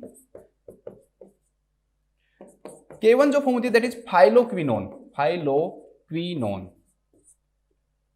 मीनाक्विनोन, मीनाक्विनोन, और एक K3 फॉर्म और होती है, जैसे हम सिंथेटिक फॉर्म भी बोलते हैं दोस्तों, बाहर बनाई जाती है ये फॉर्म, लैब के अंदर क्रिएट की जाती है फॉर्म, सिंथेटिक फॉर्म है ये, बॉडी के अंदर नेचुरली प्रेजेंट नहीं है ये फॉर्म, इसको हम बोलते हैं मीनाडियोन, मीनाडियोन। जो बच्चों को जो इंजेक्शन लगाते हैं ना वो ये लगाते हैं, हम इस बारे में बात करेंगे। मीनाडियोन जो होता है ना दोस्तों दैट इज वाटर सोल्यूबल, तो ये सिंथेटिक है ये, इसलिए हम इसको वहां पर वैसे डायरेक्टली इंक्लूड नहीं करते, लेकिन ये वाटर सोल्यूबल होती है। मीनाडियोन जो होता है दोस्तों that is water soluble vitamin. Menadione क्या होता है, वाटर सोल्यूबल विटामिन होता है, लेकिन ये दोनों जो K1 और K2 हैं that are fat soluble vitamin. तो A D E K हो गया, इसके बाद आ जाओ वाटर सोल्यूबल विटामिन के बारे में बात करते हैं। मैं फैट सोल्यूबल नहीं बोल रहा हूं, ध्यान रखना, मैं बस सोच समझ के बोल रहा हूं कि ये जो सिंथेटिक फॉर्म होती है दैट इज वाटर सोल्यूबल, बाकी की A D E K की बाकी की जितनी फॉर्म होते हैं दैट आर फैट सोल्यूबल। ये भी आपके फैट सोल्यूबल है, ये भी फैट सोल्यूबल है, that is water soluble form. इसके बाद आ जाओ next, vitamin B1, B2, B3, B5, B6, B7, B9 और B12 and vitamin C। B1 जो है दोस्तों इसे हम बोलते हैं thiamine, thiamine. B2 is riboflavin, riboflavin. B3 is niacin और निकोटिनिक एसिड भी बोलते हैं इसे हम, नियासिन और nicotinic acid. B5 is pantothenic acid, pantothenic acid, pantothenic acid. B6 is pyridoxine, pyridoxine. B7 is biotin, B7 is biotin और B9 is folic acid. कई बार बच्चे ना कंफ्यूज हो जाते हैं कि कौन सा B7 है कोई सा नहीं, इसको याद रख लो, B है बॉयफ्रेंड, ठीक है, बॉयफ्रेंड से याद रख लो कि पहले B आएगा फिर F आएगा, पहले बायोटीन आएगा फिर E आएगा, ठीक है, इसलिए थोड़ा सा कंफ्यूजन दूर हो जाएगा आपका। B12 जो तो दो फॉर्म के अंदर पाई जाती है आपकी, एक नेचुरल फॉर्म जो हमारी बॉडी में पाई जाती है दैट इज मिथाइल कोबलामिन, एक सिंथेटिक फॉर्म जिसे हम साइनोकोबलामिन बोलते हैं, साइनोकोबलामिन। तो सिंथेटिक भी वर्ड ऐसा ही आ रहा है, सिंथेटिक, CYN, इसमें SYN, आपको याद रह जाएगा ना। सिंथेटिक, सिंथेटिक स्पेलिंग क्या होती है, SYNTHE, क्या है सिंथेटिक, और ये साइनो में CYN, तो याद रख लेना, साइनोकोबलामिन इज सिंथेटिक फॉर्म। और विटामिन C जो है दोस्तों दैट इज एस्कॉर्बिक एसिड, इसे हम किस नाम जानते हैं, एस्कॉर्बिक एसिड के नाम से जानते हैं। Vitamin C is ascorbic acid. चलो आ जाओ नेक्स्ट, विटामिन K की बात करते हैं अब हम। विटामिन K, तो विटामिन जो K है दोस्तों उसकी जो फॉर्म है वो मैंने सब बता दी, इसका जो रीजन है वो मैंने आपको बता दिया कि इसको कोगुलेशन करता है, तो वो चीजें आपको बताने की जरूरत है नहीं। अब मेन चीज पे आते हैं, जो चीजें वहां इंक्लूड कर लेना आप। इसका फंक्शन क्या है दोस्तों, एक तो ये काम करती है कोएंजाइम के रूप में, आपको 2-3 बार कोएंजाइम वर्ड सुन गया होगा, तो आप सोच रहे हो सर ये कोएंजाइम क्या है। को मतलब साथ में, एंजाइम मतलब एंजाइम से जुड़ी हुई। एंजाइम एक्चुअली में दोस्तों प्रोटीनियस होते हैं, प्रोटीन के बने हुए होते हैं एंजाइम, ठीक है, लेकिन एंजाइम में जो प्रोटीन के अलावा दो पार्ट भी हो सकता है, जैसे ये प्रोटीन हो गया, ये नॉन प्रोटीन। तो जो प्रोटीनियस पार्ट होता है एंजाइम का दोस्तों दैट इज एपो एंजाइम, उसे हम किस नाम जानते हैं, एपो एंजाइम के नाम से जानते हैं। और नॉन प्रोटीनियस जो पार्ट होता है दोस्तों जो कि ऑर्गेनिक होना चाहिए, क्या होना चाहिए, उसमें कार्बन प्रेजेंट होना चाहिए, ऑर्गेनिक होना चाहिए दोस्तों, उसे हम किस नाम से जानते हैं, कोएंजाइम के नाम से जानते हैं। उसे हम किस नाम जानते हैं, कोएंजाइम के नाम से जानते हैं। तो ये कोएंजाइम है। अब कोएंजाइम दोस्तों इस किसी भी एंजाइम को एक्टिवेट करने के लिए या उसको एक्सीलरेट करने के लिए क्या होते हैं, जरूरी होते हैं। तो विटामिन जो K है दोस्तों ये किसके रूप में काम करती है, कोएंजाइम के रूप में काम करती है, ठीक है। दूसरा दोस्तों ये कंट्रोल करती है ब्लीडिंग को, तो कोगुलेशन का काम करती है, इसी के नाम से इसका नाम कोगुलेशन से, कोगुलेशन विटामिन K पढ़ा था क्योंकि जर्मन में इसको K बोलते हैं, वो मैंने आपको बता दिया। तो कैसे काम करती है दोस्तों ये कोगुलेशन के रूप में, तो विटामिन जो K है ना वो 4 फैक्टर के ऊपर काम करती है। तो ये क्वेश्चन डायरेक्टली आता था कि कौन कौन से 4 फैक्टर के ऊपर विटामिन K काम करती है, उसको याद करने के लिए आप हमेशा भूल जाते होगे, तो अब ये याद रख लो दोस्तों 1972, क्या याद रख लो, 1972 याद रख लो। अब 19 को डायरेक्टली मत याद रखना, बस 10 + 9 7 और 2, बस 10वां फैक्टर, 9वां फैक्टर, 7वां फैक्टर और दूसरा फैक्टर। ठीक है। प्रोथ्रोम्बिन होता है ना, ये स्टेबल फैक्टर होता है। 9वां जो होता है एंटी हीमोफिलिक फैक्टर बी, या इसको हम वो क्रिसमस फैक्टर भी बोलते हैं, और 10वें को हम स्टुअर्ट क्लोवर फैक्टर के नाम से जानते हैं। मैं आपको पहले बता चुका हूं, इसलिए मैं बार बार रिपीट नहीं करूंगा। मैंने आपको ट्रिक भी बताई थी कि कौन कौन से ये क्लोटिंग फैक्टर होते हैं, इन चीज बारे में हम डिस्कस कर चुके हैं, अब वापस डिस्कस नहीं करेंगे। तो ये 4 फैक्टर के रूप में दोस्तों ये क्या करता है, काम करता है। अब एक आपको इंपॉर्टेंट चीज और बताऊंगा, आपको जानकर अचंभा होगा कि ये हमारी बोन की हेल्थ के लिए भी जरूरी होता है। पोस्ट मीनोपोजल जो वुमन होती है, मीनोपोज की जब एज आ गई, मतलब मेंस्ट्रुअल साइकिल जिनके अंदर रुक गया, वो मीनोपोज है। तो मीनोपोज के बाद में दोस्तों जो एज होती है, उस एज के अंदर ये फ्रैक्चर को प्रिवेंट करती है या कम करती है रिस्क को। लेकिन ये मेन फंक्शन नहीं है। आप ये नहीं कहोगे भाई उतना काम करती है जितना कैल्शियम करता है, जितना विटामिन डी करता है, उतना काम तो ये नहीं करती, लेकिन कुछ काम करती है ये। तो बोन हेल्थ से भी इसको क्या किया गया है दोस्तों, जोड़ा गया है। बस ये फंक्शन है आपके, बहुत है इतने सारे। इसके बाद अगर हम इसके दोस्तों आरडीए की बात करें, आरडीओ पर अगर विटामिन डी की विटामिन के अगर आरडीए की बात करें दोस्तों, तो इसकी जो आरडीए होती है वो मेल के अंदर लगभग 80 माइक्रोग्राम होती है पर डे। रिकमेंडेड जो डाइटरी जो अलाउंस है वो 80 माइक्रोग्राम पर डे होता है मेल के अंदर, और जो फीमेल जो होती है दोस्तों उनके अंदर 65 माइक्रोग्राम पर डे होता है। तो 80 माइक्रोग्राम पर डे और 65 माइक्रोग्राम पर डे इनकी क्या होती है, आरडी होती है। ये दोस्तों न्यू बॉर्न को भी दी जाती है। विटामिन जो के है ये न्यू बॉर्न को भी दिया जाता है। क्यों दिया जाता है दोस्तों, क्योंकि विटामिन के एडल्ट के अंदर क्या होता है कि जल्दी से इसकी डेफिशिएंसी नहीं होती है, क्योंकि हमारी जो बॉडी है ना उसके अंदर माइक्रो ऑर्गेनिज्म प्रेजेंट होते हैं जिन्हें हम नॉर्मल फ्लोरा के नाम से जानते हैं। नॉर्मल मतलब हमारी बॉडी के लिए क्या है, वो नॉर्मल है, नुकसान नहीं पहुंचाते हैं और हमें फायदेमंद होते हैं, वो नॉर्मल फ्लोरा कहलाते हैं। तो वो विटामिन के बना लेते हैं, लेकिन बच्चे के अंदर वो प्रेजेंट नहीं होते हैं, इसलिए बच्चे के अंदर विटामिन के की क्या हो सकती है दोस्तों, डेफिशिएंसी हो सकती है। तो उसको प्रिवेंट करने के लिए हम विटामिन के का इंजेक्शन देते हैं। लगभग 0.5 to 1 mg 0.5 to 1 mg के इंजेक्शन लगाते हैं, लगभग आईएम रूट से लगाते हैं। एडल्ट के अंदर है ना, एडल्ट के अंदर अगर डेफिशिएंसी होती है तो आईएम और आईवी दोनों रूट से दिया जा सकता है, लेकिन न्यूबॉर्न में हम ज्यादा कौन से रूट से देते हैं, आईएम रूट से ही ये प्रोवाइड करते हैं न्यूबॉर्न में। वो कौन सी फॉर्म देते हैं, मीनाडियोन। तो सिंथेटिक फॉर्म की बात की थी ना दोस्तों, ये फॉर्म हम उसके अंदर क्या करते हैं, प्रोवाइड करते हैं। अगर हम इसके सोर्सेज की बात करें तो इसके ज्यादा लिमिटेड सोर्स हैं, ऐसे नहीं कि हर किसी चीज के अंदर प्रेजेंट होती है ये, तो ये भी थोड़ा सा ध्यान रखना कि इसके लिमिटेड सोर्सेज हैं दोस्तों। तो लिमिटेड सोर्सेज हैं, तो जैसे ग्रीन लीफी जो वेजिटेबल्स हो दोस्तों उसके अंदर क्या होती है, ये प्रेजेंट होती है, ग्रीन लीफी वेजिटेबल्स में प्रेजेंट होती है ये। एग्जाम्पल के रूप में 1-2 एग्जाम्पल आप याद भी रख सकते हो इसके अंदर, जैसे कैबेज के अंदर प्रेजेंट होती है आपकी, ठीक है, ब्रोकली के अंदर प्रेजेंट होती है, ब्रोकली के अंदर भी क्या होती है, प्रेजेंट होती है। स्पिनच में प्रेजेंट होती है, जो स्पिनच है दोस्तों उसके अंदर भी क्या होती है, ये प्रेजेंट होती है। तो ये कुछ सोर्सेज हैं, लेकिन एडल्ट के अंदर इसकी डेफिशिएंसी जल्दी डेवलप नहीं होती है, ठीक है। इसके कारण क्या हो सकता है दोस्तों, इसकी डेफिशिएंसी के कारण ब्लीडिंग हो सकता है, तो ब्लीडिंग डिसऑर्डर हो सकता है। बस इतना ध्यान रखना है और कुछ नहीं। ये आपको विटामिन की आ गया। अब हम वापस से हमारे क्वेश्चन के ऊपर आते हैं। क्वेश्चन क्या है दोस्तों कि a nurse identifies that the client understands information about vitamin K when the client state. कौन सा स्टेटमेंट सही है दोस्तों विटामिन के बारे में। पहला जो ऑप्शन दे रखा है वो क्या है, found in a variety of foods so there is no danger of deficiency. क्योंकि बहुत सारे फूड्स में पाया जाता है, इसलिए डेफिशिएंसी की क्या नहीं होते दोस्तों, चांसेस नहीं होते, जबकि ये गलत है। मैंने आपको कहा था कि इसके जो फूड्स जो होते हैं दोस्तों वो लिमिटेड फॉर्म में पाए जाते हैं। किसमें पाए जाते हैं, लिमिटेड सोर्स होते हैं इसके, बहुत सारे सोर्सेज इसके नहीं होते हैं, इसलिए इसकी डेफिशिएंसी होने के चांसेस हो सकते हैं, लेकिन नहीं होते उसका रीजन आगे ऑप्शन में आएगा। कम होते हैं चांसेस, क्यों होते हैं डेफिशिएंसी की, वो ये रीजन नहीं है कि वैरायटी ऑफ फूड में पाया जाता है, ये रीजन नहीं है। हाँ, डेफिशिएंसी के चांसेस बहुत कम है, लेकिन रीजन ये नहीं है कि फूड ऑफ वैरायटी में पाया जाता है। रीजन ये है कि माइक्रो ऑर्गेनिज्म है, इंटेस्टाइनल बैक्टीरिया है, वो इसको क्या करते हैं, सिंथेसाइज करते हैं, ठीक है। सेकंड दे रखा है easily absorb without assistance so everything eaten is absorb. मतलब क्या होता है भाई, इसको आप खाओगे जल्दी से एब्जॉर्ब हो जाएगी, इसलिए ये क्या होती है, इसकी डेफिशिएंसी नहीं होगी, जो भी खाया हमने वही एब्जॉर्ब हो गया। तो ये गलत है। एक्चुअली में इसे एब्जॉर्ब होने के लिए असिस्टेंस की जरूरत होती है, बाइल साल्ट की जरूरत होती है। बाइल साल्ट के कारण ही क्या हो सकती है, एब्जॉर्ब हो सकती है। डायरेक्टली ऐसे नहीं है कि आपने खाया और डायरेक्टली क्या होगा दोस्तों, ये एब्जॉर्ब होगी। तो बाइल की जरूरत पड़ती है इसके अंदर, किसकी जरूरत पड़ती है, बाइल की जरूरत होती है। तो इजिली एब्जॉर्प्शन नहीं होता है इसका, ठीक है। थर्ड जो है, क्योंकि सिंपल सी बात है ना भाई, फैट सोल्यूबल विटामिन है और फैट को एब्जॉर्ब करने के लिए क्या चाहिए, बाइल चाहिए। तो बाइल चाहिएगा, इसमें भी ऐसे कोई याद रखने की चीज नहीं है कि आपको सब बाइल साल्ट रटे क्या, हम फैट सोल्यूबल तो फैट है ना, ऐसे याद रख सकते हो आप। इसके अलावा rarely found in dietary food से so a natural deficiency can easily occur. देखो ये बात सही है कि भाई रेयरली भी नहीं कह सकते, कुछ लिमिटेड सोर्स कह सकते हैं हम, पहली चीज तो। दूसरी बात दोस्तों, नेचुरल डेफिशिएंसी इजीली हो जाएगी, ठीक है, ये बात गलत है। इतनी जल्दी डेफिशिएंसी इसकी नहीं होती है। क्यों नहीं होती है, क्यों, क्योंकि इसका जो आंसर जो है वही इसको बताएगा। तो इस क्वेश्चन का जो राइट जो आंसर होगा that would be produced in sufficient amount by intestinal bacteria so metabolic needs are met. क्यों? क्योंकि दोस्तों हमारी बॉडी को जितनी भी जरूरत होती है ना, वो मेनली किसके द्वारा बना दी जाती है? इंटेस्टाइनल जो बैक्टीरिया है ना, वो इसको क्या कर देते हैं? फॉर्म कर देते हैं। इसलिए इसकी जो हमारी बॉडी की जो मेटाबॉलिक जो नीड है वो क्या हो जाती है? पूरी हो जाती है, और इतनी जल्दी डेफिशिएंसी क्या नहीं होती है, इसकी क्रिएट नहीं होती है। ठीक है, तो लिख लो विटामिन के लिमिटेड सोर्स में पाई जाती है, लिमिटेड फूड सोर्स में पाई जाती है, फूड सोर्स में पाई जाती है, लेकिन इसकी डेफिशिएंसी जल्दी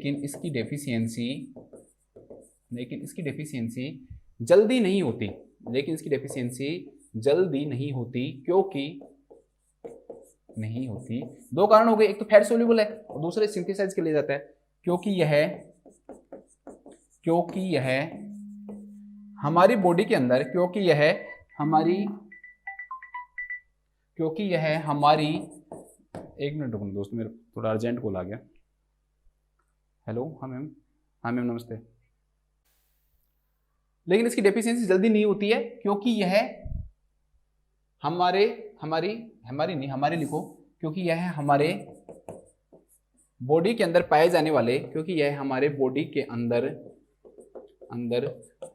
वाले, पाए जाने वाले इंटेस्टाइनल बैक्टीरिया के द्वारा बनाई जाती है,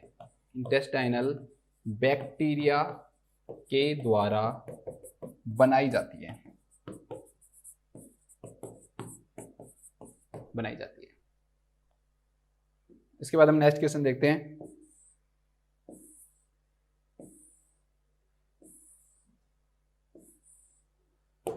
नेक्स्ट जो क्वेश्चन है दोस्तों हमारे सामने क्या है?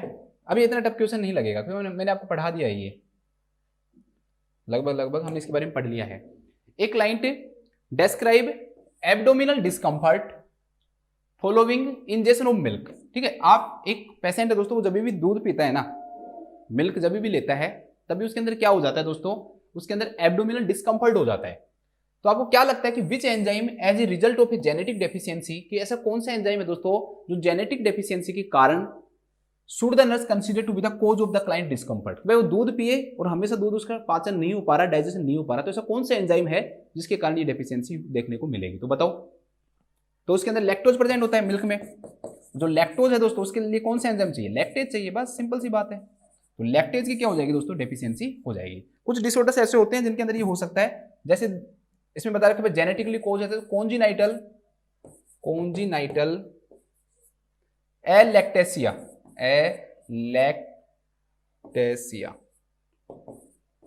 ठीक है। जैसे एक डिजीज होती है कॉन्जिनाइटल एलैक्टेसिया, उसमें हो सकता है। सीलियक डिजीज में भी ऐसा होता है, सीलियक डिजीज इसमें भी हो सकता है। क्रोन्स डिजीज में भी हो सकता है।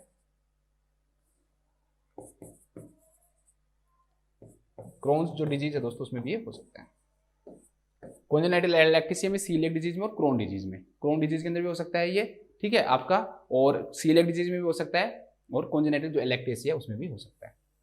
ध्यान रखना। एक डिजीज होती है ग्लैक्टोसेमिया, वो ये इसमें लैक्टेज की कमी नहीं होती है दोस्तों, ध्यान रखना। ग्लैक्टोसेमिया के अंदर जो ब्लड के अंदर ग्लैक्टोज की जो अमाउंट है वो बढ़ जाती है, लेकिन इसकी कमी नहीं होती। यूरिडिल जो फॉस्फेट एंजाइम जो होता है उसकी इसके अंदर क्या हो जाती है? कमी हो जाती है।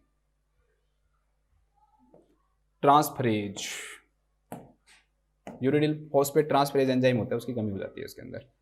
तो सिंपल सा लिख लो कि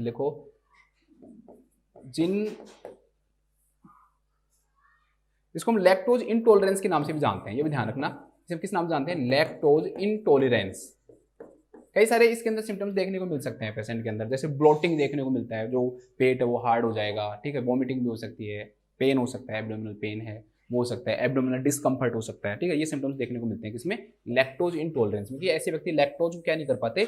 इंटॉलरेंट नहीं कर पाते हैं। तो इस सिम्टम को हम किस नाम जानते हैं? लैक्टोज इंटॉलरेंस के नाम से जानते हैं। अब लिख लो इसको कि जिन पेशेंट में लैक्टेज की कमी होती है, जिन पेशेंट में लैक्टेज की कमी होती है वे उन्हें या वो मिल्क को डाइजेस्ट नहीं कर पाते हैं। बस ऐसे लिख लो, वो मिल्क को डाइजेस्ट नहीं कर पाते नहीं कर पाते और उनमें एब्डोमिनल डिस्कम्फर्ट देखने को मिलता है, और उनमें एब्डोमिनल डिस्कम्फर्ट देखने को मिलता है, एब्डोमिनल डिस्कम्फर्ट देखने को मिलता है, एब्डोमिनल डिस्कम्फर्ट देखने को मिलता है, उनमें एब्डोमिनल डिस्कम्फर्ट देखने को मिलता है। इसके बाद नेक्स्ट क्वेश्चन देखते हैं।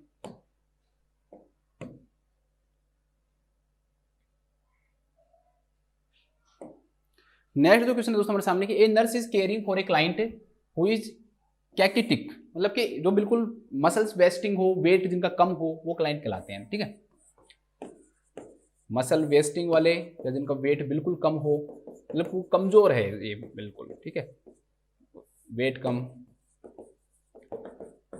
तो उनको बोलते हैं कैकिटिक के नाम से। What information about the functions of adipose tissue in fat metabolism is necessary to better address the need of this client. तो आपको उसको पढ़ाना है दोस्तों कि एडिपोज टिश्यू का क्या फंक्शन होता है फैट मेटाबॉलिज्म। वो कहेगा मेरे अंदर जो फैट है वो क्यों नहीं है, मसल्स क्यों नहीं है मेरे अंदर। ठीक है, तो इसका मतलब ये है दोस्तों कि उसको समझाना है आपको भाई उसके अंदर मसल्स क्यों नहीं है, कि क्या कारण होता है कि जो मसल्स है दोस्तों उसके अंदर है नहीं, या कि क्या रीजन है, क्या फंक्शन है। सिंपल से वर्ड में एक लाइन में अगर देखें तो एडिपोज टिश्यू है ना दोस्तों, उनका क्या फंक्शन होता है उसके बारे में आपको बताना है। ठीक है, थोड़ा सा इसके बारे में बताता हूं आपको। एडिपोज जो टिश्यू होते हैं ये लूज कनेक्टिव टिश्यूज होते हैं, लूज कनेक्टिव टिश्यूज कई सारी चीजों के अंदर ये प्रेजेंट होते हैं दोस्तों, जैसे कि आपके सबक्यूटेनियस जो फैट है, स्किन के नीचे जो सबक्यूटेनियस जो टिश्यूज इनमें प्रेजेंट होते हैं, ये सबक्यूटेनियस फैट में प्रेजेंट होते हैं मेनली।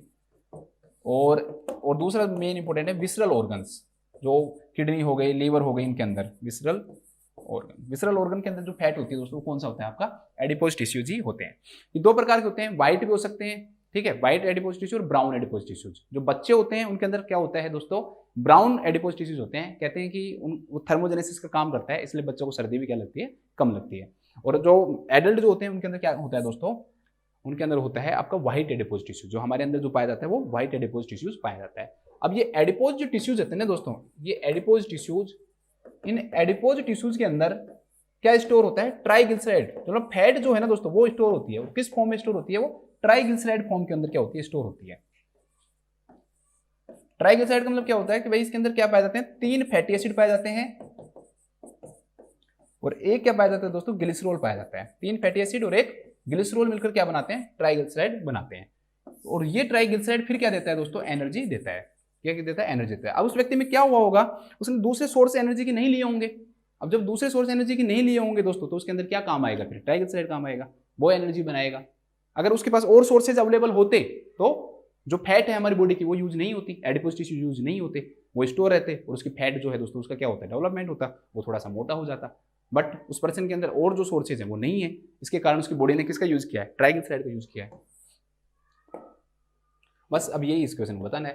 पहला दे रखा है दोस्तों कि releases glucose for energy. Glucose को रिलीज नहीं करता है, किसको करता है, ट्राइग्लिसराइड को।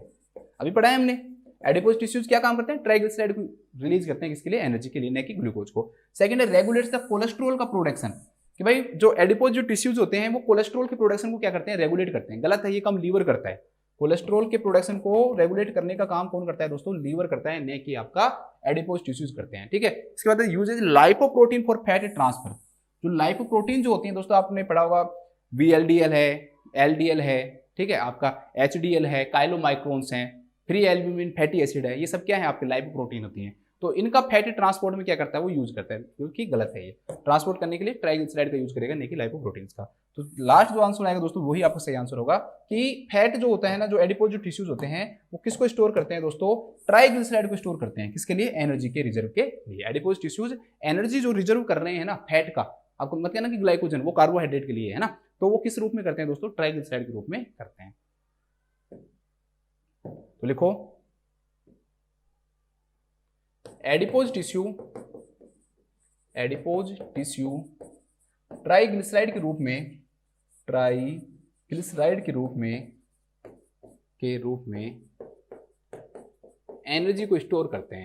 एनर्जी को स्टोर करते हैं, अगर और ज्यादा डिटेल लिखनी है तो जो मैंने आपको बताया कि किस फैट में पाए जाते हैं, कहाँ कहाँ पाए जाते हैं, वो सब आप इसमें लिख लेना।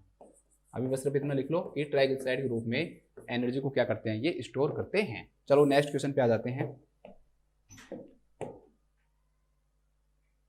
बहुत अच्छा क्वेश्चन है। नेक्स्ट जो क्वेश्चन है दोस्तों उसके अंदर है, a nurse is teaching a client about the difference between the saturated and unsaturated. ठीक है, दो टर्म है दोस्तों, एक सैचुरेटेड है और एक अनसैचुरेटेड है। क्या चीज? Fat. Which important factor in relation to these types of fat should the nurse include in the teaching. भाई क्या डिफरेंस होता है सैचुरेटेड और अनसैचुरेटेड के बीच में, वो आपको बताना है कि भाई सैचुरेटेड और अनसैचुरेटेड में टेस्ट का डिफरेंस होता है, कलर का होता है, डाइजेस्टिबिलिटी का होता है या फिर डेंसिटी का होता है, इन चारों में से क्या अंतर होता है। तो हम सबसे पहले फैट को समझने के लिए हमें फैटी एसिड समझना पड़ेगा दोस्तों। फैटी एसिड, तो फैटी एसिड क्या होता है दोस्तों? केमिकली इनको हम बोलते हैं carboxylic acid. Carboxylic acid, carboxylic acid मतलब COOH। ठीक है, ये ऐसे याद रख लो आप, बस इंग्लिश के लेटर याद रखो COOH, या फिर इसको हम ऐसे लिख सकते हैं COOH ऐसे। ठीक है, तो ये क्या है? Carboxylic acid with hydrocarbon side chain. With hydrocarbon मतलब ऐसे मॉलिक्यूल जो किसके बने हैं? हाइड्रोकार्बन के बने हुए होते हैं, उनके साथ क्या जुड़ा हुआ रहे? कार्बोक्सिलिक एसिड जुड़ा हुआ रहे। तो ये हाइड्रोकार्बन चेन का मतलब हम एल्किल ग्रुप जोड़ेंगे। मतलब एल्किल का मतलब क्या होता है कि यहाँ पर कोई भी कार्बन का ग्रुप जुड़ जाएगा, यहाँ पे चाहे एक कार्बन हो, दो कार्बन हो, तीन कार्बन हो, चार कार्बन हो। ठीक है दोस्तों, तो इस प्रकार से जुड़ जाएंगे। तो इसे हम किस नाम जानते हैं दोस्तों? एल्किल के नाम से जानते हैं। ठीक है, तो इसे ये जो स्ट्रक्चर जो बनेगी ना दोस्तों, ये किसकी बनेगी? फैटी एसिड की बनेगी। किसकी स्ट्रक्चर बनेगी? फैटी एसिड की बनेगी। अब कितने कार्बन है उसके हिसाब से जो फैटी एसिड वो क्या होते रहेंगे? चेंज होते रहेंगे। कितने डबल बॉन्ड है उसके हिसाब से क्या होते रहेंगे? चेंज होते रहेंगे। कि भाई एक है, दो है, तीन कार्बन है। यहाँ पर जैसे मैं एक कार्बन जोड़ूं, फिर ये इसको लगा दूं, इसकी वैलेंसी पूरा करोगे आप, तो कार्बन की चार वैलेंसी होती है, चार हाथ होते हैं, चार मॉलिक्यूल से जुड़ सकते हैं अलग अलग अगर जुड़ेंगे तो एक, दो, तीन और ये चार, तो चार, तीन हाइड्रोजन जोड़ दो, तो ये स्ट्रक्चर क्या बन गई? CH3COOH। अगर याद नहीं हो रहा तो कोई दिक्कत नहीं है, बस इतना याद रख लो कि ये क्या है? कार्बोक्सिलिक एसिड है विद हाइड्रोकार्बन साइड चेन। कोई डिटेल में जाने की जरूरत नहीं है कि क्या स्ट्रक्चर है क्या नहीं है, बस इतना याद रख लो कि फैटी एसिड क्या है? Carboxylic acid with hydrocarbon side chain होते हैं। ठीक है, इसके बाद हम बात करते हैं दोस्तों कि फैटी एसिड दो प्रकार के होते हैं। बहुत इंपॉर्टेंट है, ये क्वेश्चन डायरेक्टली पूछ लेते हैं। वो फैटी एसिड है दोस्तों, वो दो प्रकार के होते हैं। एक होते हैं saturated fatty acid, saturated fatty acid, और दूसरे होते हैं दोस्तों अनसैचुरेटेड फैटी एसिड। दूसरे होते हैं unsaturated fatty acid. Saturated fatty acid का मतलब सैचुरेट हो गए हो। अब समझो इसको, सैचुरेशन का मतलब क्या होता है? मतलब आप खाना खाया और आप क्या हो गए? सैचुरेट हो गए। इसका मतलब आपको और ज्यादा नहीं खाया जाएगा, मतलब भर गए हो आप। तो इसमें क्या होता है दोस्तों कि इसके अंदर सैचुरेटेड फैटी एसिड के अंदर सारे सिंगल बॉन्ड प्रेजेंट होते हैं। अभी मैं समझाऊंगा कैसे। All single bond present, no double bond, no double bond, कोई भी डबल बॉन्ड नहीं होता, सारे सिंगल बॉन्ड होते हैं। अब मान लो कि दोस्तों जैसे आपने स्ट्रक्चर देखी ये, अब यहां पर ये कार्बन है, अगर मान लो कोई भी डबल बॉन्ड होगा ना दोस्तों, तो उस डबल बॉन्ड के टूटने का क्या रहेगा? इंतजार रहेगा। और उसमें दो मॉलिक्यूल जुड़ सकते हैं, दो हाथ हैं तो डबल बॉन्ड है। दो चीजें में से अगर टूटेगी दोस्तों तो उसको जुड़ने का क्या रहेगा?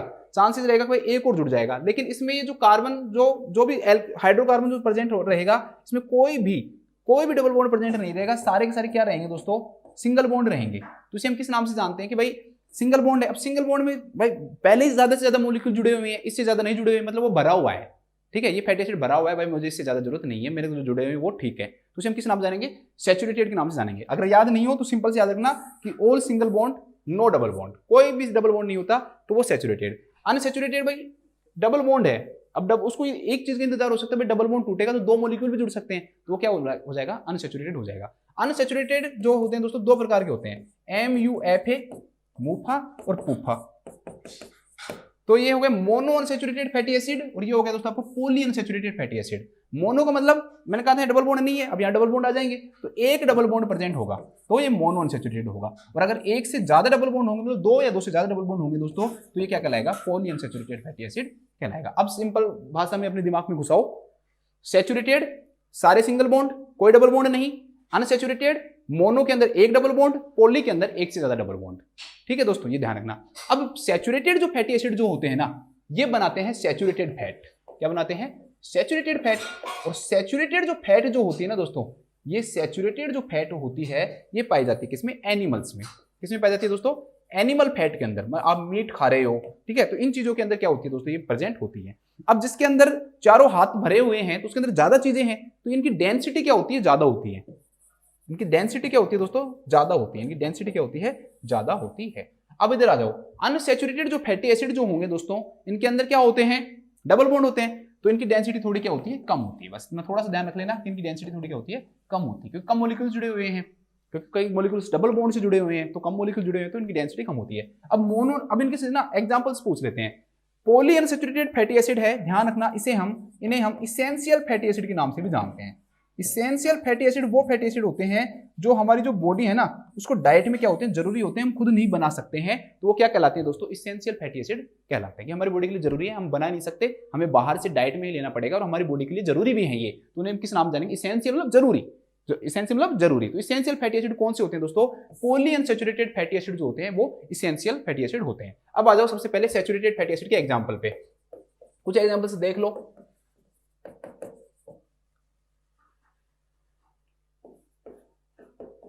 कुछ एग्जांपल्स बता देता हूं मैं आपको, जैसे कि एसिटिक एसिड होता है, ब्यूटायरिक एसिड होता है, ब्यूटायरिक एसिड, प्रोपियोनिक एसिड, याद करो तो ठीक है, नहीं याद करो तो आपकी मर्जी है, capric acid, caproic acid, caproic acid, caprylic acid, capric, caproic, caprylic acid, ठीक है। इसके अलावा लोरिक एसिड, मिरिस्टिक एसिड,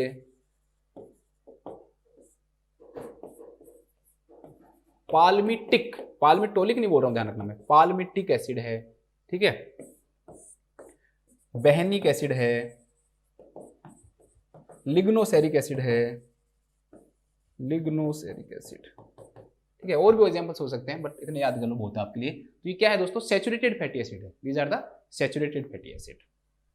इसके बाद जो दूसरा आता है दोस्तों, mono unsaturated fatty acid, mono unsaturated fatty acid, इसके दो ही एग्जांपल आपको याद रखने हैं, एक है पाल्मिटोलिक एसिड, पाल्मिटोलिक एसिड, ध्यान रखना उधर पाल्मिटिक लिखा था मैंने, कहीं आप कहोगे सर यहाँ लिखा हुआ है, ये क्या है, पाल्मिटिक है, that is mono unsaturated fatty acid का एग्जांपल क्या आएगा, पाल्मिटोलिक एसिड आएगा। और एक इसका ओलिक ले लो, ओलिक एसिड, बस पाल्मिटोलिक एसिड और oleic acid are the example of the mono unsaturated fatty acid. इसके बाद अगला आता है poly unsaturated fatty acid. Poly unsaturated fatty जो एसिड होते हैं ना, इसके एग्जांपल बहुत जरूरी है, मैंने अभी तक आपको कहीं कहा नहीं कि याद करो मत करो, लेकिन ये जरूर याद रख लेना। इसके 3 एग्जांपल आपको याद रखने हैं दोस्तों, कुछ बुक्स में आपको 2 ही मिलेंगे, एरेकिडोनिक एसिड नहीं मिलता, लेकिन ये भी आपको याद रखना है, एरेकिडोनिक एसिड,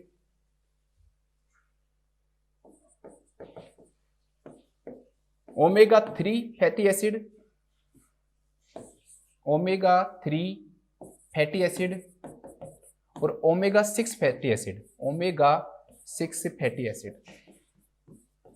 ओमेगा 3 फैटी जो एसिड होता है दोस्तों, इसे हम लाइनोलेनिक फैटी एसिड के नाम से भी जानते हैं, लाइनोलेनिक, और इसे लाइनोलिक,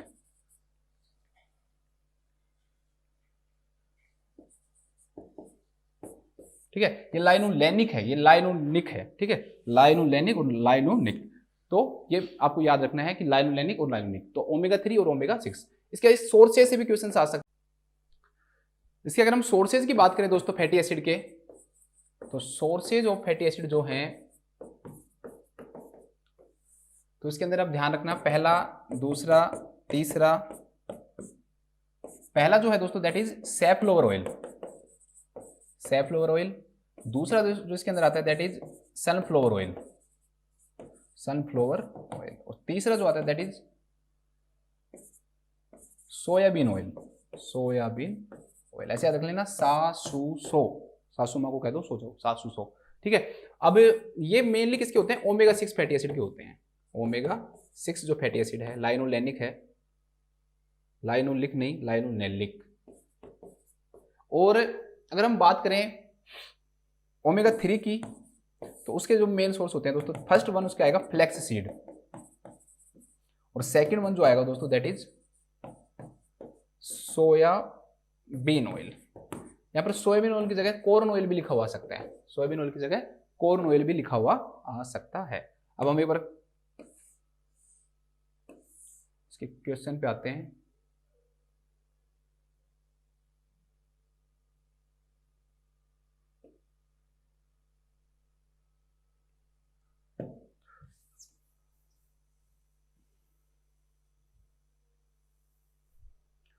तो अगर हम इसके क्वेश्चन की बात करें दोस्तों, तो इसमें आपके सामने 4 ऑप्शन है, एक टेस्ट है, एक कलर है, एक डेंसिटी और एक क्या है, डाइजेस्टिबिलिटी है। तो इसमें से क्या चुनोगे आप? मैंने आपको बताया था कि इनके अंदर मेनली किसका डिफरेंस होता है, डेंसिटी का डिफरेंस होता है, न कि टेस्ट का, न कलर का, न डाइजेस्टिबिलिटी का। ठीक है, तो इसमें लिख लो saturated and unsaturated fatty acid में, saturated and unsaturated fatty acid में, एंड अनसैचुरेटेड फैटी एसिड में मेन डिफरेंस डेंसिटी का होता है। फैटी एसिड भी लिखा हो सकता है, फैट भी लिखा हो सकता है ना, दोनों लिख लेना आप। डेंसिटी का होता है। ध्यान रखना, सैचुरेटेड जो फैटी एसिड हैं ये मेनली एनिमल फैट में पाए जाते हैं, और अनसैचुरेटेड जो होते हैं वो मेनली वेजिटेबल ऑयल में पाए जाते हैं, वेजिटेबल ऑयल। तो ये थोड़ा सा ध्यान रखना आप। ठीक है, अब हमारी क्लासेस कुछ लंबी हो जाएगी, तो मुझे ये लग रहा है कि चलो ये एक क्वेश्चन देख लेते हैं, फिर उसके बाद खत्म कर देंगे, क्योंकि मैंने लगभग पढ़ा दिया। A nurse is teaching menu planning to a client who has a high triglyceride level. ठीक है, ट्राइग्लिसराइड का जो लेवल दोस्तों उस पेशेंट के अंदर क्या है, हाई है। Which nutrients avoided by the client indicates that teaching about foods that are high in fat was understood. कौन सी चीज फैट के अंदर क्या होती है दोस्तों, हाई होती है। तो जो फैट के अंदर जो हाई होती है ना, मेनली जो चीजें, ठीक है, वो होती हैं आपके मीट है आपके, ठीक है, मीट में होता है फैट, एग है, एग के अंदर में क्या होता है दोस्तों आपका फैट होता है, पोल्ट्री हो गया, मतलब मुर्गी का मांस हो गया, ये होता है। तो इन चीजों के अंदर क्या होती है दोस्तों, फैट क्या होती है, ज्यादा मात्रा में होती है। वैसे ऑयल में भी होती है, ऐसे नहीं कि ऑयल में नहीं होती, ऑयल के अंदर भी क्या होती है, फैट होती है। अब यहाँ पर फ्रूट्स और ग्रेन्स तो वैसे ही कट गए, तो इनके अंदर तो ज्यादा फैट होगी नहीं। दो बचे आपके सामने, रेड मीट और वेजिटेबल ऑयल। लेकिन तो ध्यान रखना, वेजिटेबल ऑयल से भी ज्यादा फैट जो होता है दोस्तों किसके अंदर होता है, रेड मीट के अंदर होता है। तो रेड मीट इसका क्या हो जाएगा, राइट आंसर हो जाएगा कि कौन सी चीज हाई है दोस्तों फैट के अंदर, रेड मीट जो होता है उसमें वेजिटेबल ऑयल की, वेजिटेबल ऑयल में नहीं कह रहा कि नहीं होता फैट, होता है, बट एज अगर हम कंपेयर करें दोस्तों मीट में, तो रेड मीट के अंदर क्या होता है दोस्तों, ज्यादा मात्रा के अंदर पाया जाता है। तो लिख लो रेड मीट में हाई कंटेंट में फैट होता है, रेड मीट के अंदर हाई कंटेंट के अंदर क्या पाया जाता है दोस्तों, फैट होता है। ठीक है, बाकी के जो क्वेश्चन हैं मैं आपको अगली क्लास में करवाऊंगा, क्योंकि बहुत लंबी क्लास हो जाएगी, फिर आप लोग लंबी क्लास में सो जाते हो, बीच में आपको याद नहीं रहता, कुछ लोग कहते हैं कि सब दिक्कत होती है। तो अगली क्लास के अंदर हम आगे के जो क्वेश्चन हैं दोस्तों उनको सॉल्व करेंगे। सभी अपना ध्यान रखें, स्वस्थ रहें, खुश रहें। Thank you so much.